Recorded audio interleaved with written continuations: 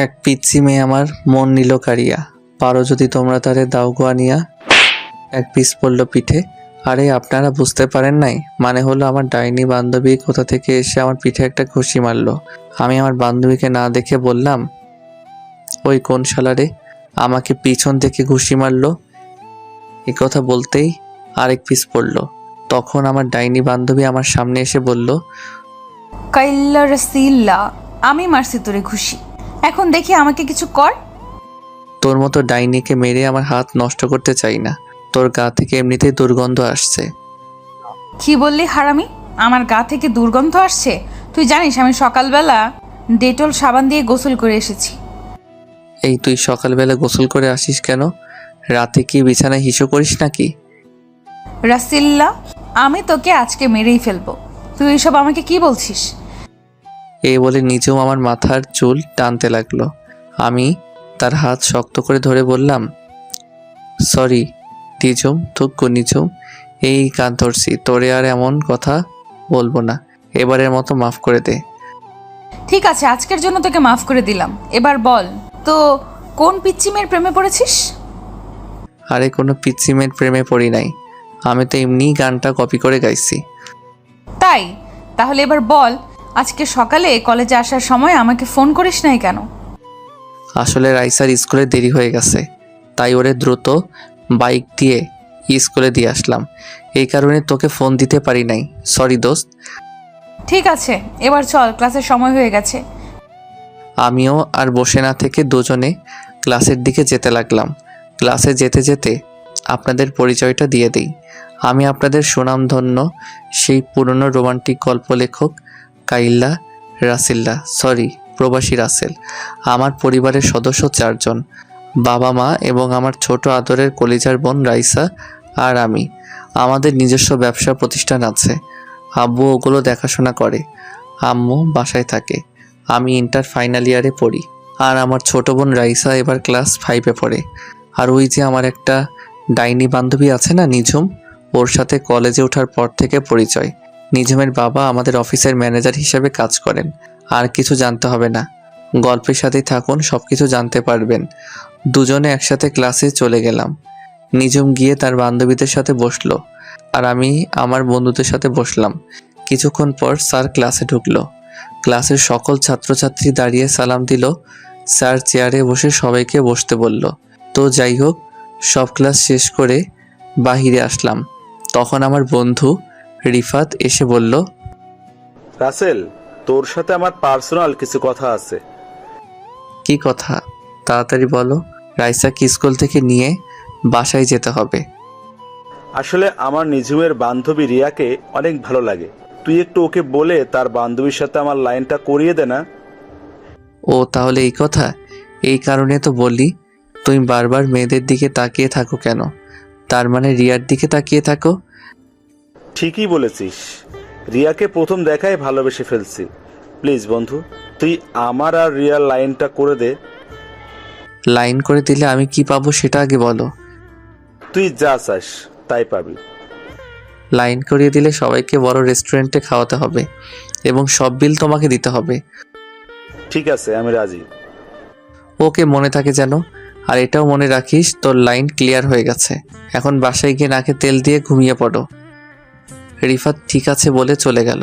কিছুক্ষণ পর নিঝুম আসলো, তখনও আমাকে বলল, কিরে, রিফাতের সাথে দাঁড়িয়ে কি কথা বলছিস? প্রেমে পড়েছে মন, প্রেমে পড়েছে। আমার বন্ধু রিফাত একটা মেয়ের প্রেমে পড়েছে। তাই নাকি? তা মেয়েটা কে? মেয়েটার কেউ নয়, তোর বান্ধবী রিয়া। কি বলছিস তুই? তাই নাকি? তাহলে তো লাইন পুরো ক্লিয়ার। ওই ডাইনি লাইন ক্লিয়ার মানে? আমি তো তোর কথা কিছুই বুঝতে পারছি না, একটু বুঝিয়ে বল। তুই যে সময় রিফাতের সাথে কথা বলছিস, তখন রিয়া আমাকে দাঁড় করিয়ে বলছে সেও নাকি রিফাতকে পছন্দ করে ফেলছে।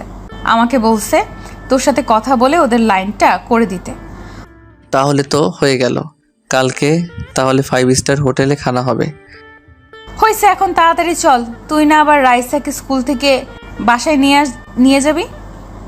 আমি ঠিক আছে বলে পার্কিং থেকে বাইকটা নিয়ে কলেজের গেটে আসলাম। মিমকে একটা রিক্সায় উঠিয়ে দিয়ে আমি সোজা চলে গেলাম রাইসার স্কুলের সামনে।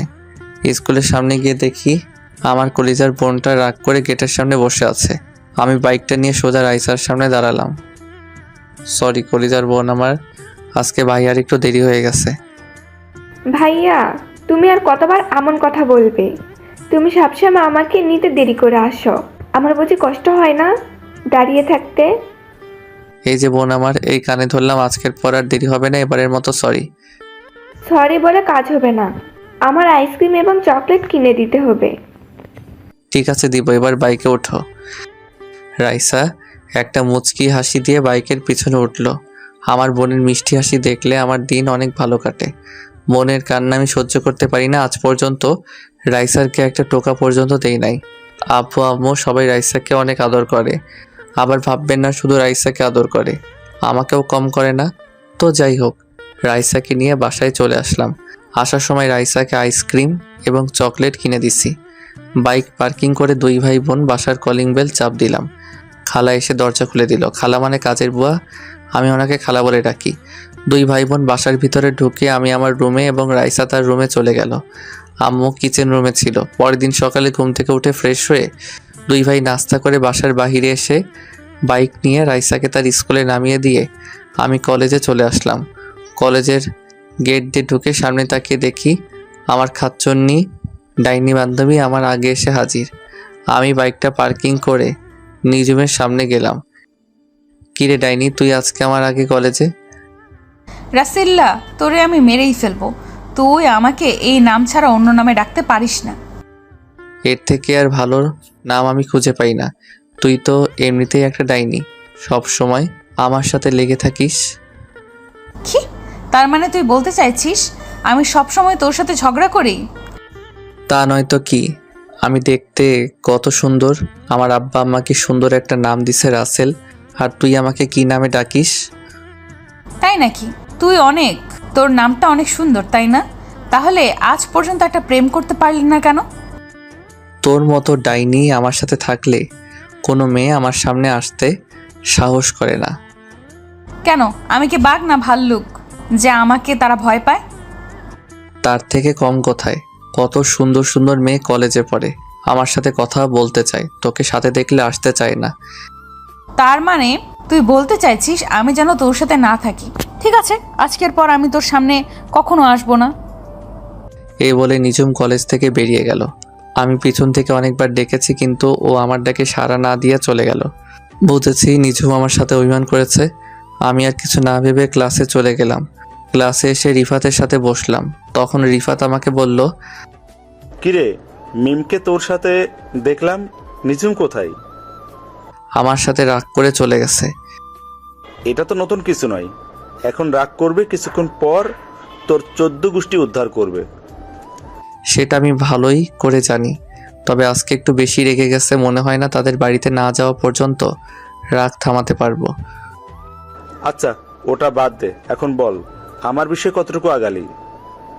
তোর লাইন মনে কর ক্লিয়ার। কলেজ শেষে 5 স্টার হোটেলে নিয়ে যাস, তাহলে শোন। তারপর গতকালের সবকিছু রিফাতকে খুলে বললাম। কসকি মামা, তাহলে তো ক্লাস শেষ করে রেয়াকে প্রপোজ করব।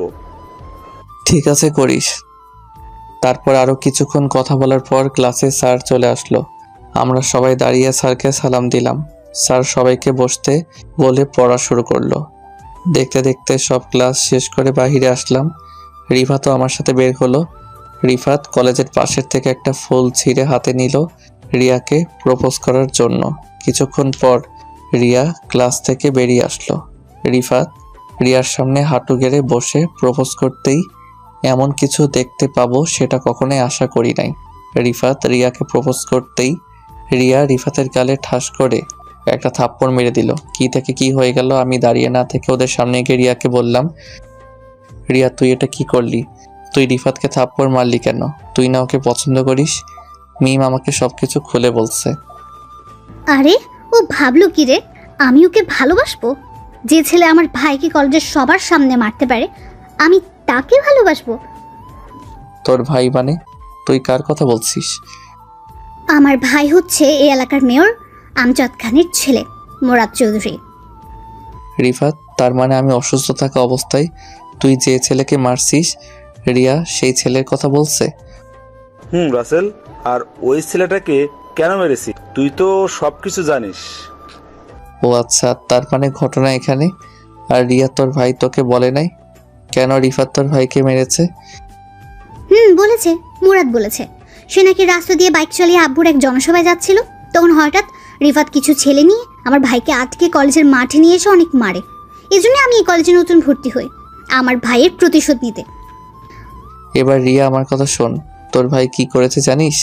রিফাতের বোন পায়েলকে প্রতিদিন কলেজে যাওয়া আসার সময় ডিস্টার্ব করতো, তাই রিফাত ওকে মারলো।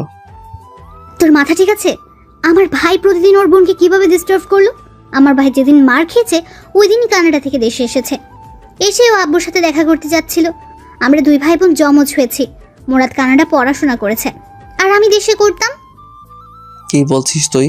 তাহলে মনে হয় এখানে মিস্টেক হয়ে গেছে, তুই ওকে মাফ করে দে। না, আমি ওকে কখনো মাফ করব না। এই বলে রিয়া চলে গেল। বেচারা রিফাত চেহারা মন মরা করে দাঁড়িয়ে আছে। তখন আমি বললাম, চিন্তা করিস না, রিয়ার মনে তোর জন্য একটু ভালোবাসা থাকে, তাহলে দেখবি রিয়া ঠিকই তোর কাছে ফিরে আসবে। এখন বাসায় চলে যা। রিফাত কিছু না বলে চলে গেল। হঠাৎ আমার মনে পড়লো, রাইসাকে তো স্কুল থেকে নিতে হবে, স্কুল তো ছুটি হয়েছে, প্রায় 1 ঘন্টার উপরে হয়েছে। আল্লাহ জানে আমার কপালে কি আছে। আমিও দাঁড়িয়ে না থেকে বাইক নিয়ে সোজা রাইসার স্কুলের সামনে চলে আসলাম, কিন্তু স্কুলের সামনে এসে দেখি রাইসা নেই। তখন আমি স্কুলের দারোয়ান চাচাকে বললাম, চাচা আমার বোন রাইসা কোথায়? ওকে তো দেখছি না। রাইসা মামুনিকে গেটের সামনে দাঁড়িয়ে থাকতে দেখলাম, এখন কোথায় গেছে বলতে পারবো না। আমি একটু আগে গেট রেখে দোকানে গিয়েছি, এসে দেখি রাইসা নেই। আমি তো মনে করছি তুমি এসে নিয়ে গেছো। চাচা আমি তো মাত্র আসলাম, কলেজে একটা কাজে দেরি হয়ে গেছে। তাহলে তুমি বাসায় একটা কল দিয়ে দেখো, হয়তো তোমার পরিচিত কেউ নিয়ে গেছে। আমি চাচার কথা মতো বাসায় আম্মুকে ফোন দিলাম। আম্মু ফোন ধরার পর আমি বললাম, আম্মু রাইসা কি বাসায় গেছে? রাইসাকে তো সেই কখন তোর আব্বু বাসায় নিয়ে এসেছে।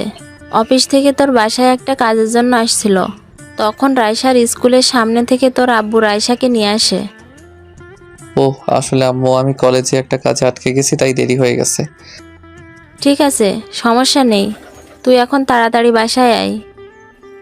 আম্মু আমি বাসায় আসতে একটু লেট হবে, কারণ নিজুম ডাইনি আজকে আমার সাথে রাগ করেছে। আগে ওর রাগটা কমিয়ে আসি। তোরা দুইটা কি ভালো হবে না? সব সময় টম অ্যান্ড জেরির মতো লেগে থাকিস কেন? আচ্ছা ঠিক আছে, তোমার সাথে বাসায় আসলে কথা বলবো, এখন রাখি। এ বলে ফোন কেটে দিয়ে বাইক চালিয়ে সোজা নিজমের বাসার সামনে চলে আসলাম। কিন্তু বাসার সামনে এসে আমি পুরো হয়ে গেলাম। নিজমের বাসার সামনে এসে দেখি তাদের বাসায় তালা দেওয়া। আমি পকেট থেকে মোবাইল বের করে নিজমের মোবাইলে ফোন দিলাম, কিন্তু অবাক করার ব্যাপার হলো নিজমের মোবাইল বন্ধ বলছে। আমি অনেকবার নিজমের মোবাইলে ফোন দিলাম, কিন্তু বারবার বন্ধ বলছে। মনটা পুরো খারাপ হয়ে গেল। আমি আর দাঁড়িয়ে না থেকে বাসায় চলে আসলাম। এভাবে দেখতে দেখতে 1 মাস চলে গেল, কিন্তু নিজুমের কোনো খবর পেলাম না। আব্বুকেও জিজ্ঞেস করছিলাম, আব্বু বলল নিজুমের বাবার অনেক বয়স হয়েছে তো, তাই চাকরির রিজাইন দিয়ে চলে গেছে, কিন্তু কোথায় গেছে সেটাও বলতে পারবে না। আমি নিজুমের সাথে কাটানোর সময়গুলো চিন্তা করি সব সময়। আগের মতো বাহিরে বন্ধুদের সাথে আড্ডা দেই, রাতে সবাই মিলে খাবার খাচ্ছি। তখন আব্বু বলল, কিরে রাসেল, তোর কি হয়েছে? সব সময় কেমন যেন মন মরা হয়ে থাকিস, নিজমের কথা ভাবছিস? জি আব্বু, আমার নিজমের সাথে কাটানোর সময়গুলো ভুলতে পারছি না। আমি বলি কি, তুই কোথাও গিয়ে ঘুরে আয়, দেখবি মন ভালো হয়ে যাবে। না আব্বু, আমি কোথাও ঘুরতে যাব না, আমি দেশের বাইরে পড়ালেখা শেষ করতে চাই। না, আমি তোকে দেশের বাইরে যেতে দিব না। তোকে ছাড়া এই বাসা পুরো খালি খালি লাগে। আম্মু প্লিজ, তুমি না করো না, কয়েকটা বছর মাত্র, প্লিজ আম্মু। তোকে ছাড়া আমরা কিভাবে থাকবো? রাসেলের আব্বু, তুমি কিছু বলছো না কেন? আমি কি বলবো, আজ পর্যন্ত রাসেলের কোনো কথা মানা করি নাই। ও যদি মনে করে দেশের বাইরে গিয়ে পড়বে, ওর জন্য ভালো হবে, তাহলে যাক।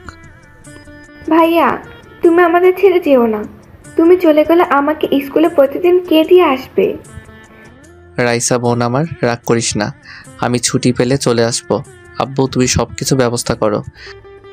তাহলে তুই কানাডা আমার এক বন্ধু আছে, ওদের ওখানে চলে যা, আমি আকরামকে সব কিছু বলে রাখবো।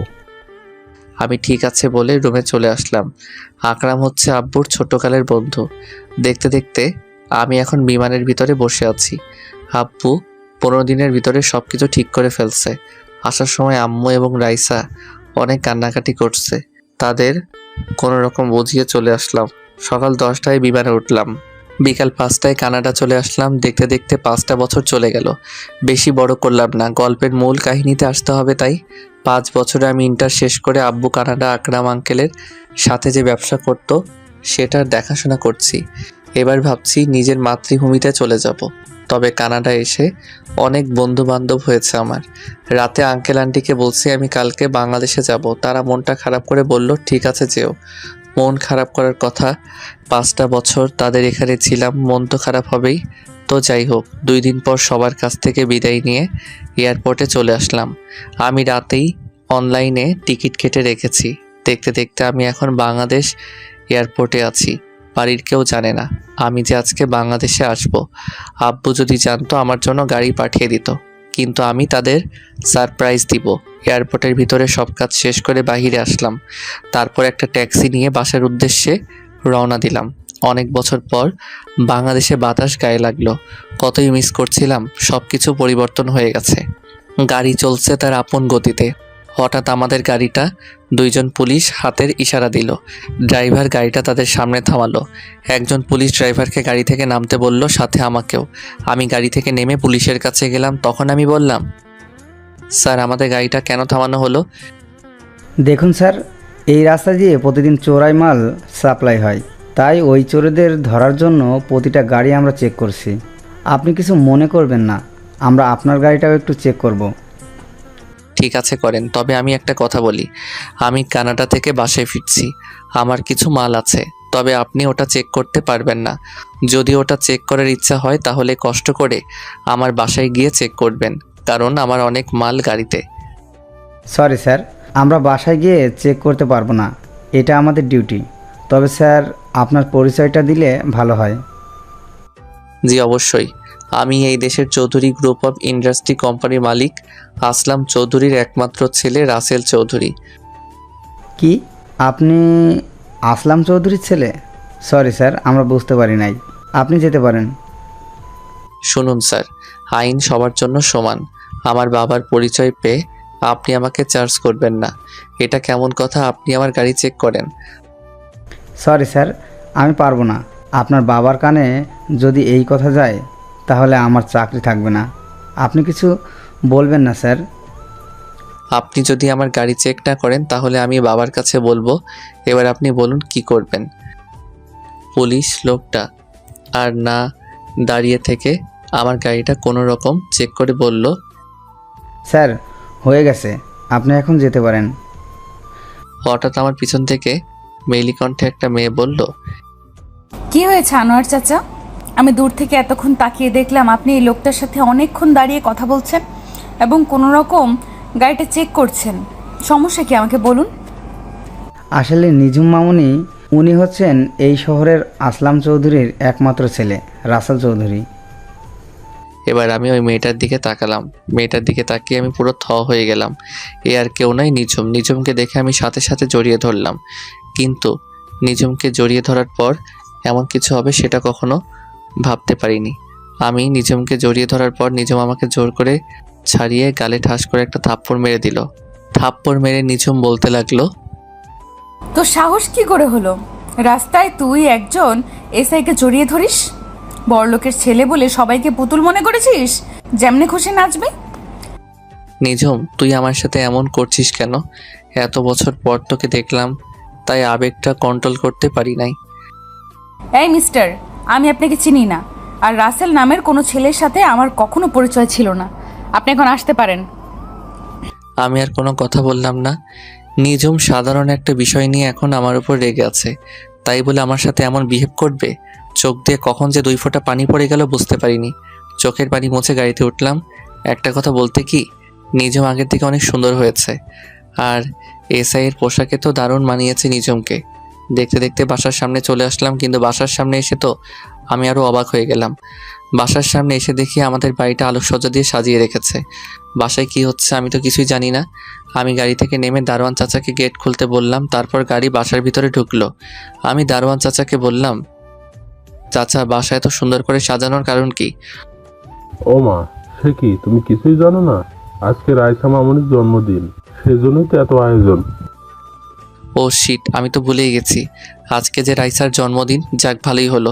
রাইসার জন্য কানাডা থেকে ওর পছন্দের একটা ঘড়ি এনেছি, ওটাই উপহার দিব রাইসাকে। আমি চাচা এবং ড্রাইভারকে বললাম আমার মালগুলো বাসার ভিতরে নিয়ে আসতে। আমি বাসার কলিং বেল চাপ দিলাম। খালা এসে দরজা খুলে দিল। বাসার ভিতরে ঢুকে দেখি পুরো বাসা মেহমান দিয়ে ভরপুর, সব নামি দামি গেস্ট। ও আপনাদের তো বলতে ভুলে গেছি, পুরো বাড়ির চারপাশে পুলিশে পাহারা দিচ্ছে। শহরের নামকরা ব্যবসায়ীর মেয়ের জন্মদিন বলে কথা। হঠাৎ কোথা থেকে রাইসা আমাকে দেখতে পেয়ে দৌড়ে এসে জড়িয়ে ধরলো এবং কান্না শুরু করে দিল। আমি রাইসাকে বললাম, এই রাইসা, কান্না করছিস কেন? ভাইয়া তুমি আজকে বাড়িতে আসবে, সেটা আগে বলো নাই কেন? আরে আমি তো তোদের সারপ্রাইজ দিব বলে বলি নাই। তাই বলে তুমি এইভাবে আসবে? তুমি জানো তোমাকে আমি অনেক মিস করছি। হয়েছে বোন, এবার কান্না বন্ধ কর। এখন তো চলে আসছে, এবার বল আব্বু আম্মু কোথায়? আম্মু পাকঘরে আছে, আব্বু তার গেস্টদের সাথে কথা বলছে। ঠিক আছে, আমি আব্বু আম্মুর সাথে দেখা করে আসি। রাইসা ঠিক আছে বলে আমার সাথে যেতে লাগলো। হঠাৎ একটা জায়গায় চোখ পড়ল। আমি মনে মনে বলতে লাগলাম, ও এখানে কেন? আপনারা ঠিকই ধরেছেন, এ আর কেউ নয়, নিঝুম। কিন্তু নিঝুম আমার আগে বাসায় আসলো কিভাবে? হয়তো এসআই দেখে তাড়াতাড়ি চলে এসেছে। আমি আসতেই একটু জ্যামে পড়েছি, তাই হয়তো আমার আগে এসেছে। তবে নিঝুম দাঁড়িয়ে ছেলেদের সাথে হেসে হেসে কথা বলছে, সেটা আমার অনেক খারাপ লাগলো। আমি আর দাঁড়িয়ে না থেকে আম্মুর কাছে গেলাম। আম্মু আমাকে দেখে জড়িয়ে ধরে কান্না করে দিল। তখন আমি বললাম, এই আম্মু, তুমি কান্না করছো কেন? তোমার কান্না আমার ভালো লাগে না।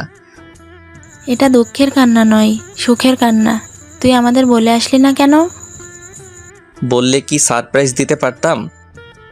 ঠিক আছে, এখন রুমে গিয়ে ফ্রেশ হয়ে নিচে আই। গেস্ট সবাই চলে এসেছে। তোর আব্বুর সাথে দেখা করছিস? এখনো করি নাই, ভাবছি তোমার সাথে দেখা করে তারপর আব্বুর সাথে দেখা করব। আচ্ছা, তুই ফ্রেশ হয়ে দেখা করিস, তুই অনেক দূর থেকে এসেছিস। আমি ঠিক আছে বলে আমার রুমে চলে আসলাম। আমার রুমটা আগের মতোই আছে, তবে রুমটা সুন্দর করে সাজিয়ে রেখেছে আম্মু। আমি আর কিছু না ভেবে ওয়াশরুমে চলে গেলাম। ফ্রেশ হয়ে গায়ের শার্টটা খুলে নতুন একটা পাঞ্জাবি পরেছি। পাঞ্জাবি পরে নিচে চলে আসলাম। তারপর আব্বুর সাথে করতে লাগলাম, আসসালামু আলাইকুম আব্বু, কেমন আছো? আরে রাসেল, তুমি কখন এসেছো? আমাকে তো বলে আসো নাই। আসলে আব্বু তোমাদের সারপ্রাইজ দিব বলে বলি নাই। এসেছিস, ভালোই হয়েছে। চল তোকে সবার সাথে পরিচয় করে দিই। তারপর আব্বু সবার সাথে আমাকে পরিচয় করিয়ে দিল। দেখতে দেখতে অনুষ্ঠান শুরু হয়ে গেল। তবে আমি রুম থেকে আসার পর নিঝুমকে দেখতে পেলাম না। হঠাৎ দেখি নীল রঙের শাড়ি পরা একটা মেয়ে সিঁড়ি দিয়ে নিচে নামতে আসে। আমি তার দিকে ভালো করে তাকিয়ে পুরো অবাক হয়ে গেলাম। এ আর কেউ নয়, নিঝুম। নিঝুমকে নীল রঙের শাড়িতে পরীর মতো লাগছে। সব ছেলেরা নিঝুমের দিকে তাকিয়ে আছে। আমার কেমন যেন হিংসা হচ্ছে। তো যাই হোক, রাইসা কেক কাটার জন্য দাঁড়িয়ে আছে। আমি আব্বু এবং রাইসার পাশে দাঁড়ানো। বাকি সব গেস্ট আমাদের চারপাশে দাঁড়ালো। রাইসা কেক কাটার পর সবাই তাকে অভিনন্দন জানিয়েছেন।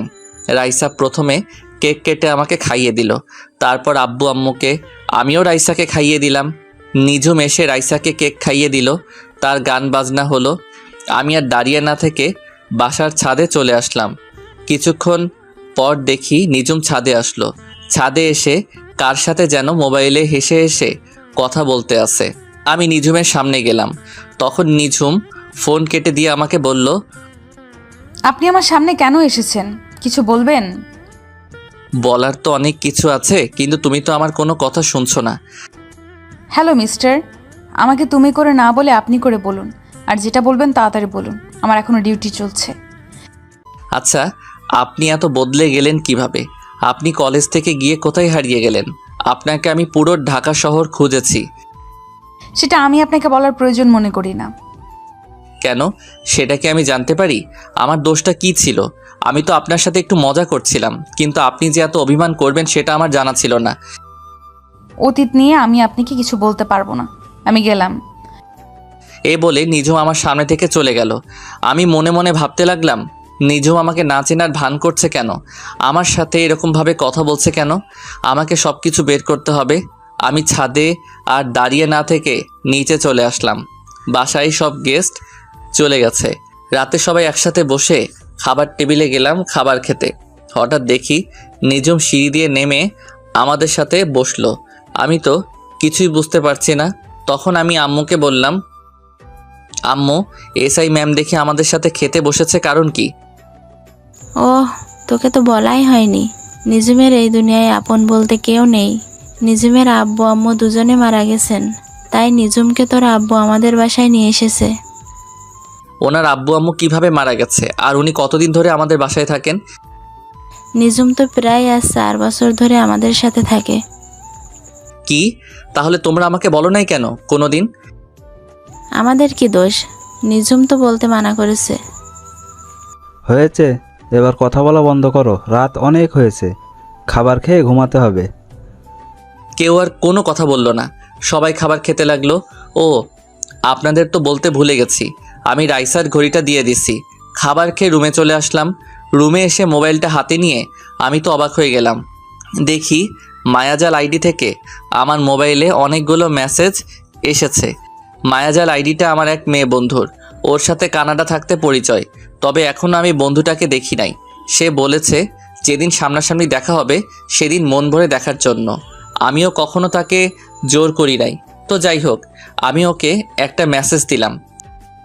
সরি, মোবাইল আমার সাথে ছিল না, তাই তোমার মেসেজের রিপ্লাই দিতে পারি নাই।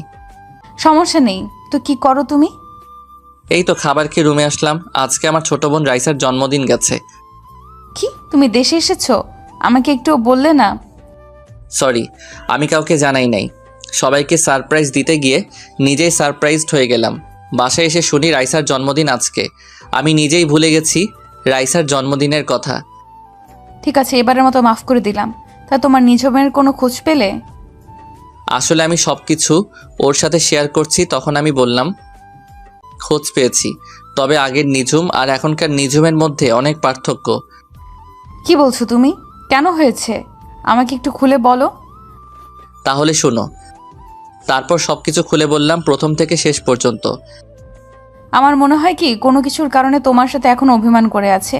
তুমি তার সাথে যে দোষ করেছো ওটা তো কোনো দোষের কাতারে পড়ে না। তা ঠিক আছে, কিন্তু ও আমার সাথে কেন এমন করছে? আমার তো মাথায় কিছুই ঢুকছে না। চিন্তা করো না, তুমি তার সাথে লেগে থাকো, দেখবে সব কিছু ঠিক হয়ে যাবে। ঠিক আছে, তোমার কথা যেন সত্যি হয়। ভালো থেকো, আল্লাহ হাফেজ। এটা বলে আমি নেট বন্ধ করে শুয়ে গেলাম।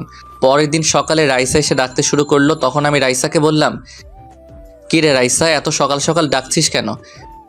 আব্বু তোমাকে ডাকছে। নিজুম আপুর গাড়ি নষ্ট হয়ে গেছে, তাই আব্বু বলছে তুমি নিজুম আপুকে থানায় দিয়ে আসতে। ঠিক আছে, তুই যা, ভাইয়া ফ্রি হয়ে আসতে আসি। রাইসা ঠিক আছে বলে রুম থেকে বেরিয়ে গেল। আমিও বিছানা থেকে উঠে ওয়াশরুমে ঢুকে ফ্রেশ হয়ে নিচে চলে আসলাম। নিচে এসে দেখি নিঝুম পুলিশের ড্রেস পরে দাঁড়িয়ে আছে। আমি নিঝুমকে বললাম, আপনি নাস্তা করছেন? যদি করে থাকেন তাহলে বাইরে গিয়ে দাঁড়ান, আমি হালকা নাস্তা করে আসছি। আমি নাস্তা করেছি, আপনি নাস্তা করে আসুন, আমি বাহিরে দাঁড়ালাম। এ বলে নিঝুম চলে গেল। তখন আমি আব্বুকে জিজ্ঞেস করলাম, আচ্ছা আব্বু, নিঝুম পুলিশের চাকরি কবে থেকে করে?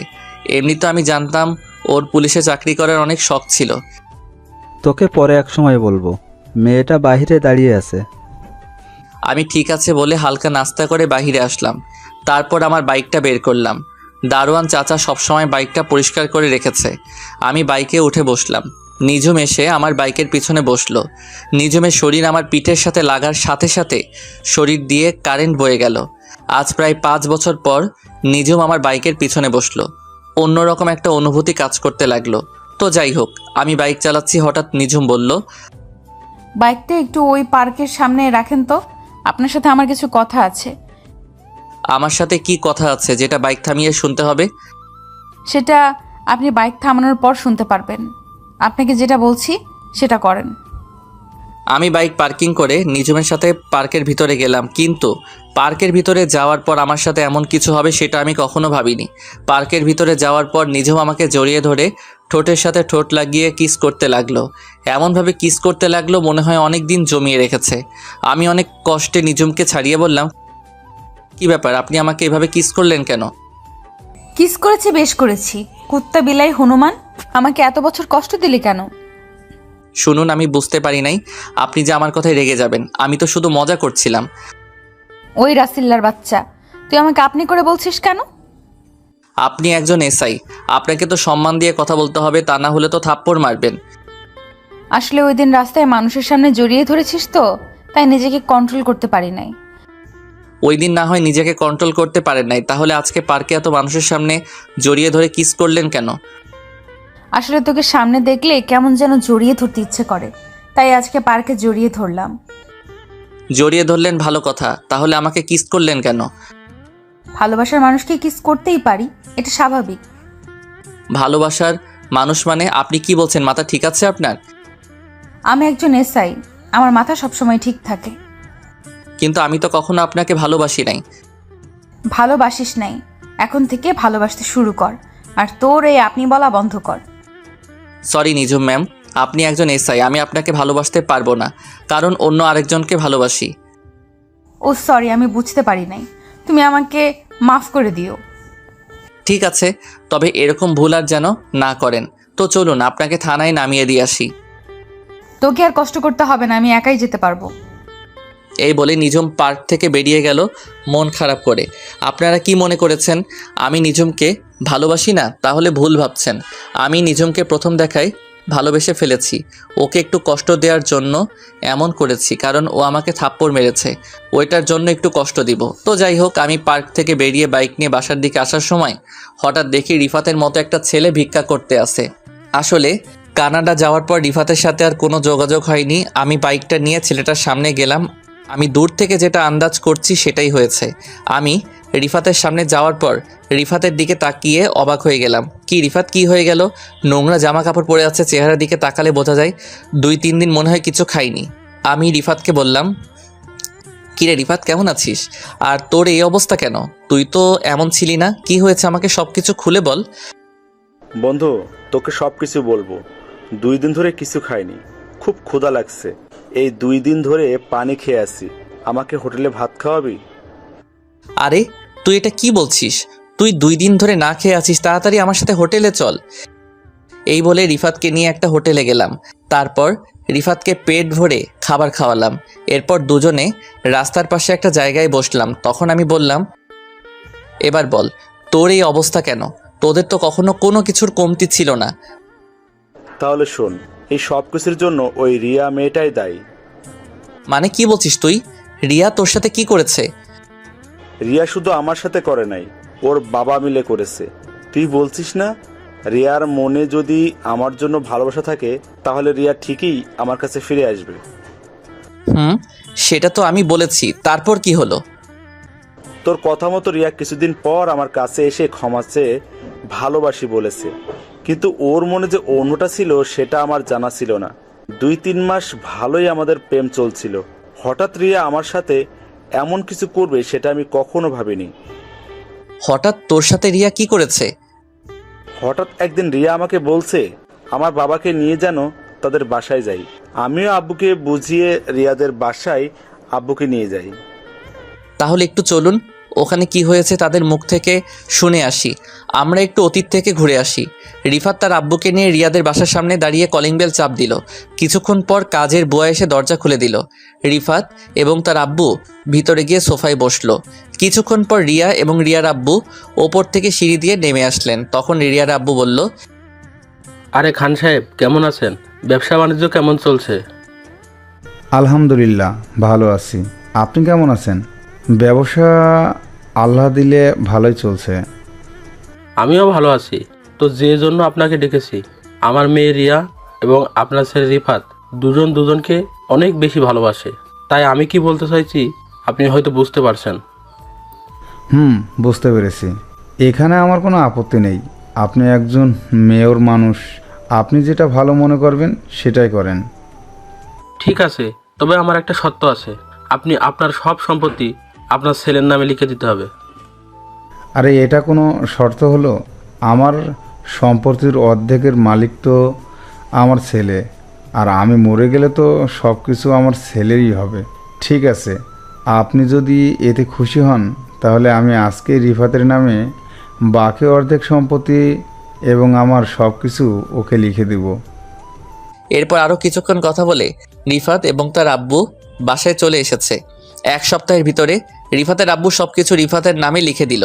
এর কয়েকদিন পর রিফাতের আব্বু অফিস থেকে বাসায় ফিরছিল, তখন হঠাৎ কিছু লোক রিফাতের আব্বুর গাড়ি দাঁড় করায়। রিফাতের আব্বু গাড়ি থেকে নামার সাথে সাথে লোকগুলো রিফাতের আব্বুকে গাড়ির সাথে বেঁধে ফেলার পর একটা গাড়ি থেকে রিয়া এবং রিয়ার আব্বু নেমে রিফাতের আব্বুর সামনে আসে। তখন রিফাতের আব্বু বলল, মেয়র সাহেব, আপনি এখানে, আর রিয়া মামুনি তোমরা এখানে কেন? আপনি কি বুঝতে পারেননি? একটু অপেক্ষা করুন, তারপর সব কিছু বুঝতে পারবেন। তারপর রিয়া মোবাইলটা বের করে রিফাতকে ফোন দিয়ে বলল এই জায়গায় আসার জন্য। কিছুক্ষণ পর রিফাত চলে আসলো। তখন রিফাত বলল, আঙ্কেল এবং রিয়া, আমার বাবাকে এভাবে গাড়ির সাথে বেঁধে রেখেছো কেন? কারণটা বলি। কারণ হচ্ছে তোর বাবা তোকে যে সম্পত্তিগুলো লিখে দিছে সবগুলো আমার মেয়ের নামে লিখে দিবি, আর তা না দিলে তোর বাবাকে এখানে মেরে পুঁতে দিব। আমার কেউ কিছু করতে পারবে না। না রিফাত, তুই এটা করিস না, আমরা রাস্তার ফকির হয়ে যাব। আব্বু, আমার সম্পত্তি লাগবো না, আমি তোমাকে হারাতে পারবো না, দরকার হয় ভিক্ষা করে খাবো। আপনি বলুন কোথায় সই করতে হবে? তারপর রিয়ার আব্বু দলিল দিল। রিফাত বাবাকে বাঁচানোর জন্য সই করে দিল। এরপর থেকে রিফাত রাস্তায় রাস্তায় ভিক্ষা করে খায়। এই ছিল রিফাতের অতীতের সব ঘটনা। এবার বাস্তবে আসা যাক। আমি রিফাতকে বললাম, তাহলে এখন তোর বাবা মা কোথায়? আব্বু আম্মুকে নিয়ে এখন একটা বস্তিতে থাকি। আম্মু অসুস্থ হয়ে পড়ে আছে, আব্বু আমার মতো মানুষের কাছে ভিক্ষা করে। কি বলবো, বলার ভাষা হারিয়ে ফেলেছি। মানুষ মানুষের সাথে এমনটা করতে পারে? নিজের চোখ দিয়ে পানি পড়তে লাগলো। আমি চোখের পানি মুছে রিফাতকে বললাম, ঠিক আছে, আমাকে নিয়ে তোদের বস্তিতে চল, আমি তোর মাকে দেখব। রিফাত ঠিক আছে বলে আমার বাইকের পেছনে উঠল। কিছুক্ষণ পর বস্তিতে চলে আসলাম। বস্তিতে আসার পর চারপাশে ময়লার গন্ধ। মানুষ কিভাবে থাকে এখানে? আমার 1 মিনিটে দম বন্ধ হয়ে আসছে। আর এরা বছরের পর বছর এখানে বাস করে। রিফাত আমাকে তাদের রুমে নিয়ে গেল। রুমে ঢুকে দেখি রিফাতের আম্মু একটা ছেঁড়া কাঁথা মুড়ি দিয়ে শুয়ে আছে। রুমে খাবার কিছু নেই। বাপ বেটা মিলে যা ইনকাম করে তা রিফাতের আম্মুর ঔষধে লাগে। আমি আর সহ্য করতে না পেরে রিফাতকে বললাম, রিফাত, আমি তোর কোনো কথা শুনবো না, তুই এখনই আন্টিকে কোলে নিয়ে বেরিয়ে আয়, আমি গাড়ি ঠিক করতে আসি। তোরা সবাই আজকে থেকে আমার বাসায় থাকবি, আর রিয়া আর মেয়রের ব্যবস্থা পরে করব। এই বলে আমি বস্তির ভিতর থেকে বেরিয়ে আসলাম। রিফাত ওর আম্মুকে নিয়ে কিছুক্ষণ পর বেরিয়ে আসলো। এর ফাঁকে আমি একটা গাড়ি ঠিক করে ফেলেছি। রিফাত ওর আম্মুকে গাড়িতে উঠালো। হঠাৎ রিফাতের আব্বু আসলো। ওনাকে দেখে আমি তো আরও অবাক হয়ে গেলাম। যে মানুষ সবসময় দামি দামি জামা কাপড় পরে থাকতো, আজ উনি একটা ছেঁড়া শার্ট গায়ে পরে ভিক্ষা করে। এরপর রিফাতের আব্বুকেও সাথে নিলাম। আমরা আগে একটা বড় হাসপাতালে রিফাতের আম্মুকে নিয়ে গেলাম। ডাক্তার রিফাতের আম্মুর কিছু পরীক্ষা করলো এবং কিছু ওষুধ লিখে দিল। বিকৃতিতে বলেছে ওষুধগুলো খেলে আল্লাহ দিলে সুস্থ হয়ে যাবে। তারপর রিফাতের আম্মুকে নিয়ে আমার বাসায় চলে আসলাম।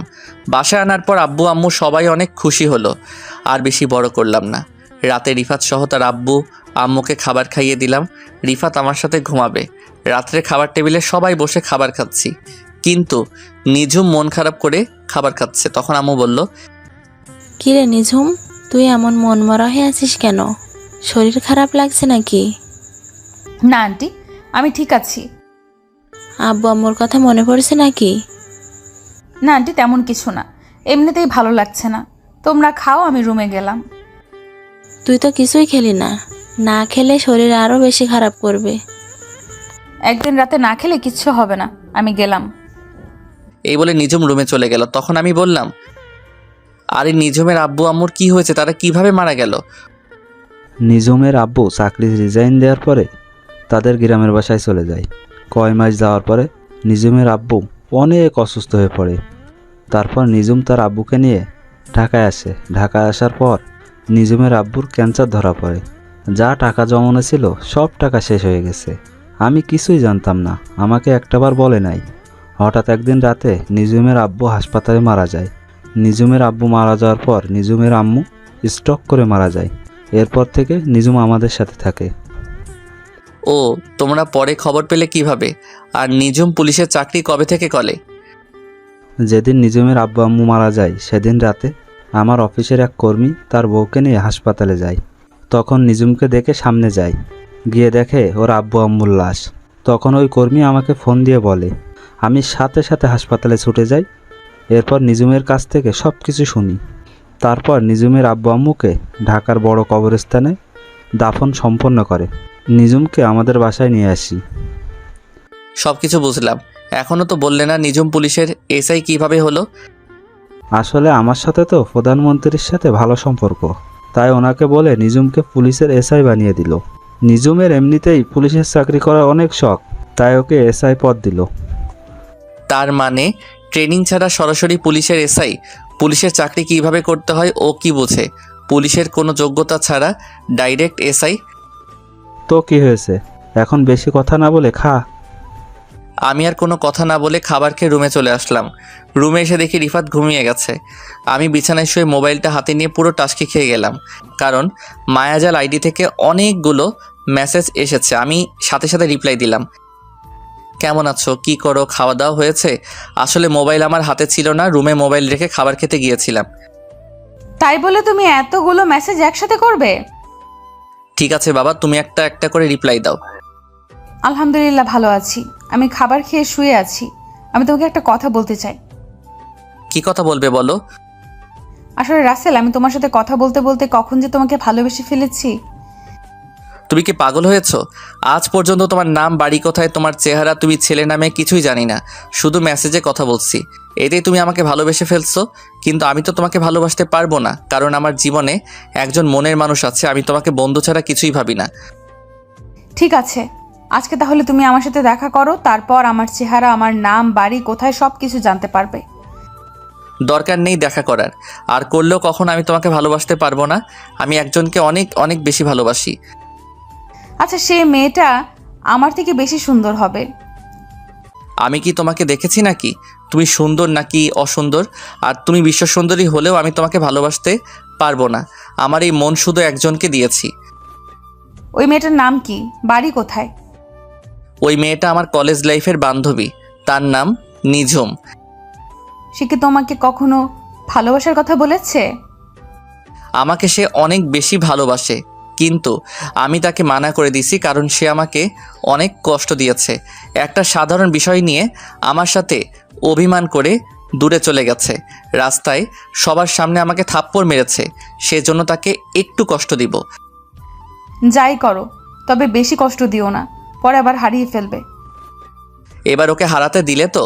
ওর জন্য নিজের দেশ ছেড়ে বাহিরে চলে গেছি। নিজের দেশে পুরো 1 মাস খুঁজেছি। আমাকে এত কষ্ট দেওয়ার জন্য তাকেও আমার ভালোবাসা পাওয়ার জন্য কষ্ট করতে হবে। ঠিক আছে, তোমার ভালোবাসা আর পেলাম না। আমার ভালোবাসা না হয় একতরফা নিয়ে বেঁচে থাকবো। এ বলে মায়াজাল অফলাইনে চলে গেল। আমি মোবাইল রেখে ঘুমিয়ে গেলাম। পরের দিন সকালবেলা সবাই মিলে নাস্তা করছি, আর নিঝুমের দিকে তাকিয়ে দেখি আজকে কেমন যেন খুশি খুশি লাগছে তাকে। গতকাল দেখলাম মন খারাপ, আজকে দেখি খুশি। আমি নিঝুমের দিক থেকে চোখ সরিয়ে ফেললাম। তখন আমি আব্বুকে বললাম, আব্বু তুমি রিফাতকে আমাদের অফিসে বড় একটা পোস্টে কাজে লাগিয়ে দাও। আরে এটা অনেক কথা বলছিস। রিফাত ওর নিজের অফিস মনে করে চালাবে, ওর যখন মন চায় অফিসে যেতে পারে।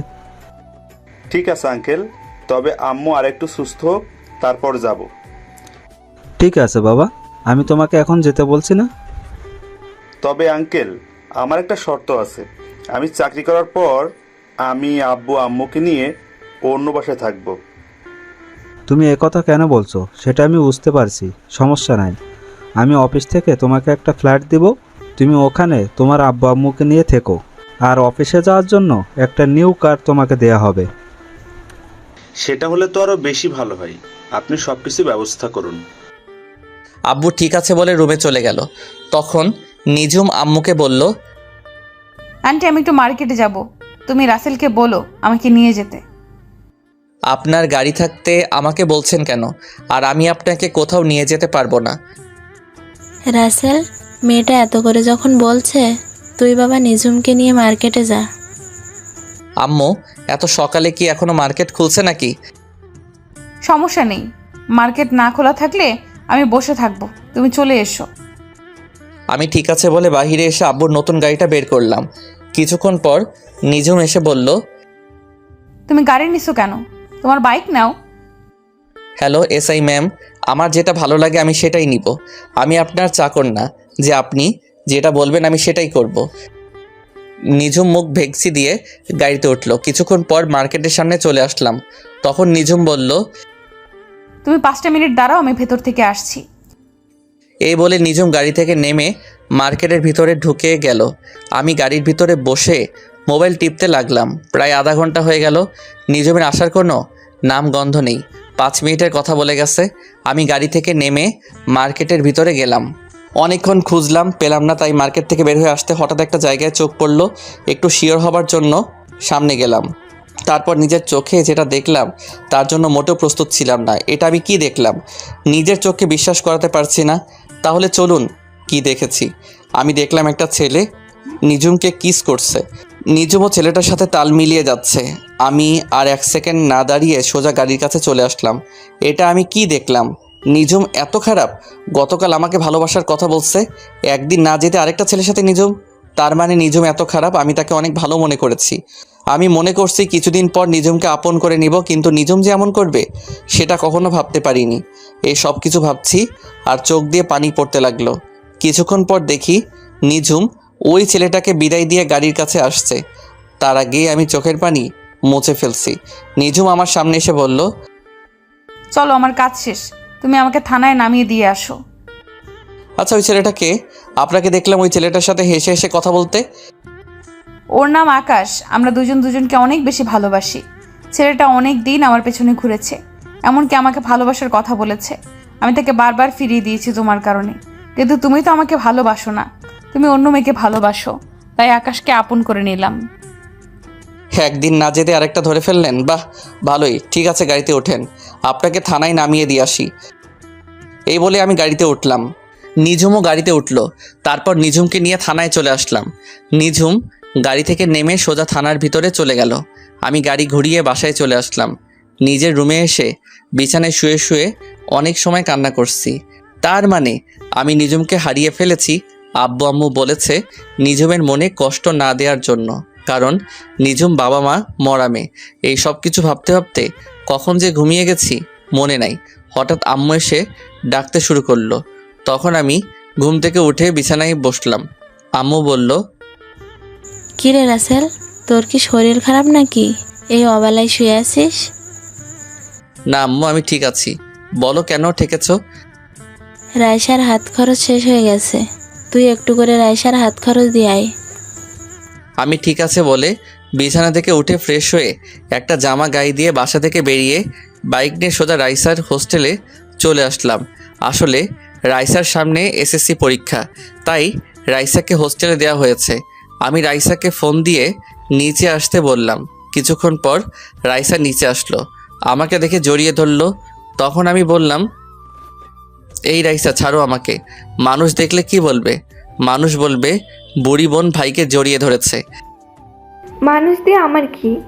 আমি এখনো তোমার কাছে ছোট ভাইয়া। আমি জানি তো তুই আমার এখনো সেই ছোট্ট বোন। এখন বল কত টাকা লাগবে? তোমার যত টাকা মন চায় দিয়ে যাও। আর তুমি তো জানো আমি বাহিরের খাবার খাওয়া কমিয়ে দিচ্ছি। ঠিক আছে, এই নে, এখানে 20,000 টাকা আছে, এগুলো রাখ। শেষ হয়ে গেলে ভাইয়াকে একটা ফোন দিস। রাইসা ঠিক আছে বলে ভিতরে চলে গেল। আমি দাঁড়িয়ে না থেকে বাইক নিয়ে বাসায় যাওয়ার সময় হঠাৎ একজনকে দেখে আমার মাথা পুরো গরম হয়ে গেল। সে আর কেউ নয়, আসলাম মেয়রের মেয়ে রিয়া।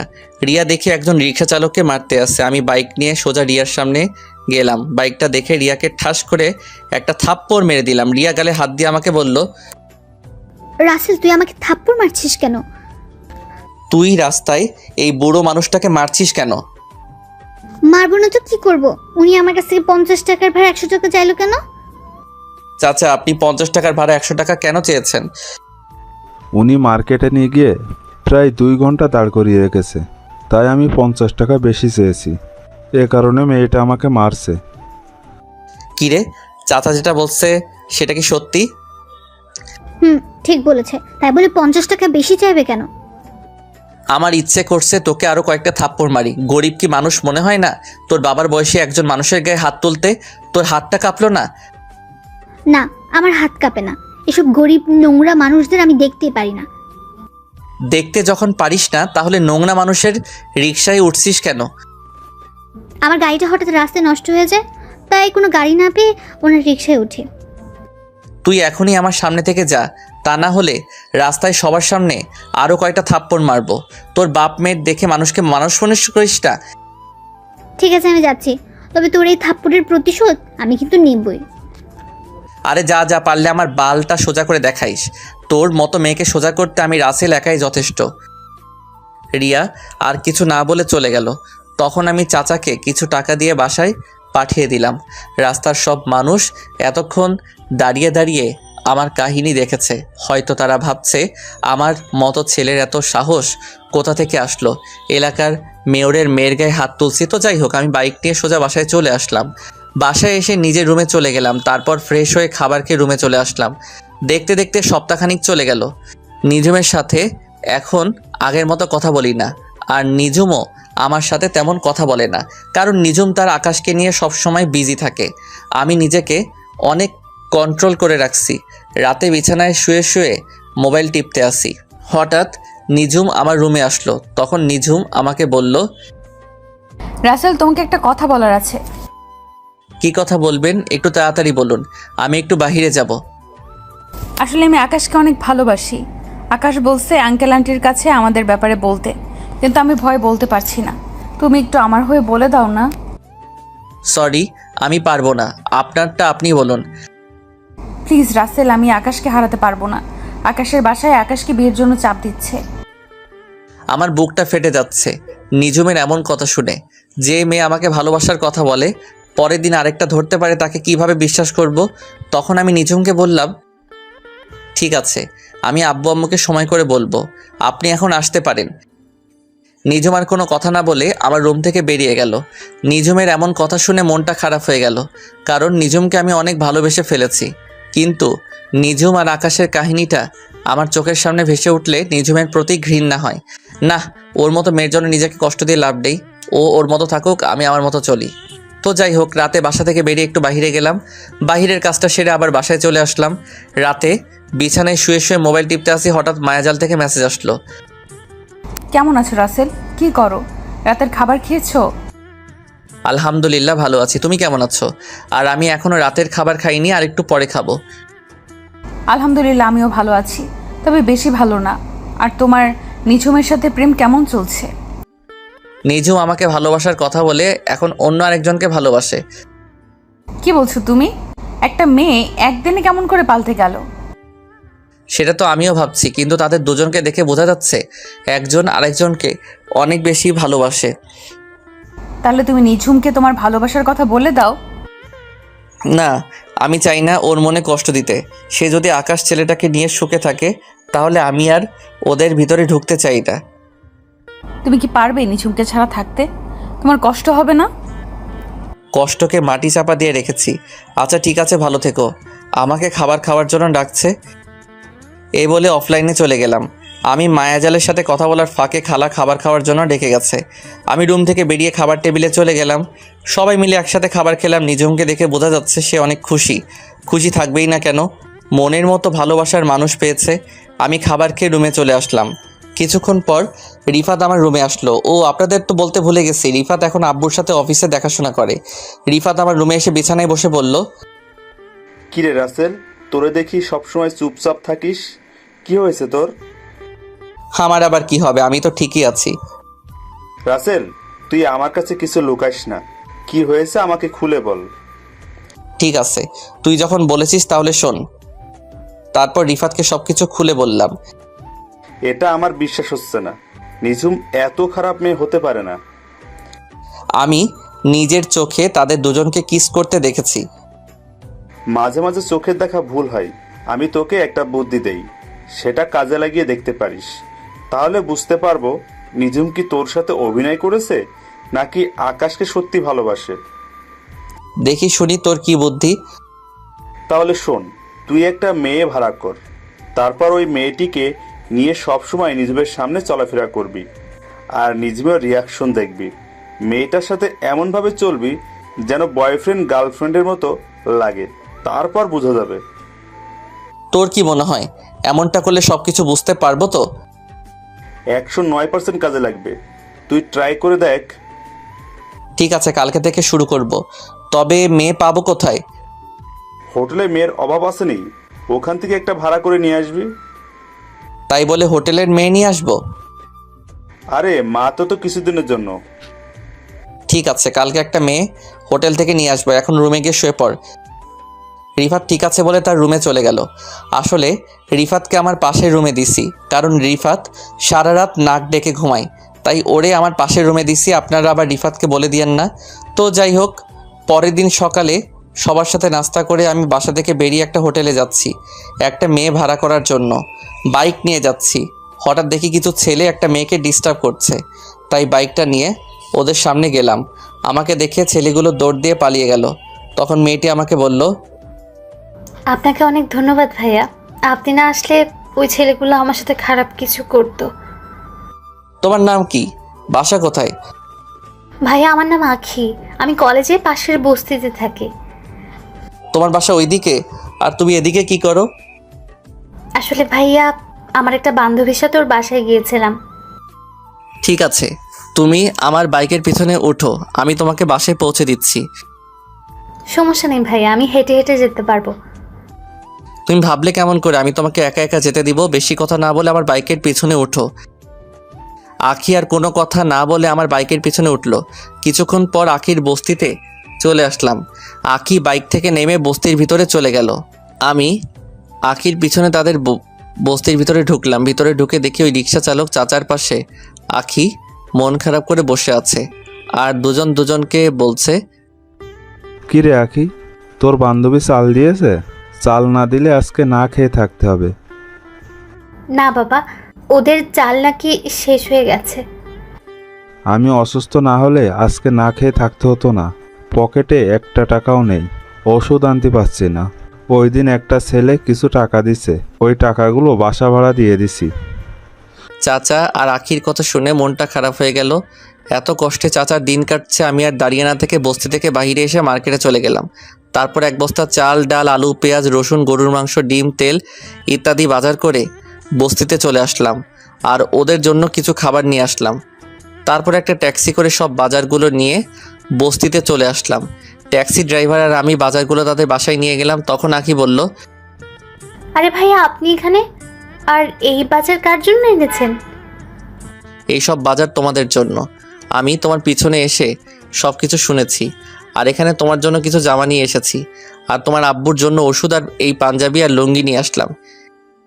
বাবা, তোমার এই ঋণ কখনো শোধ করতে পারবো না।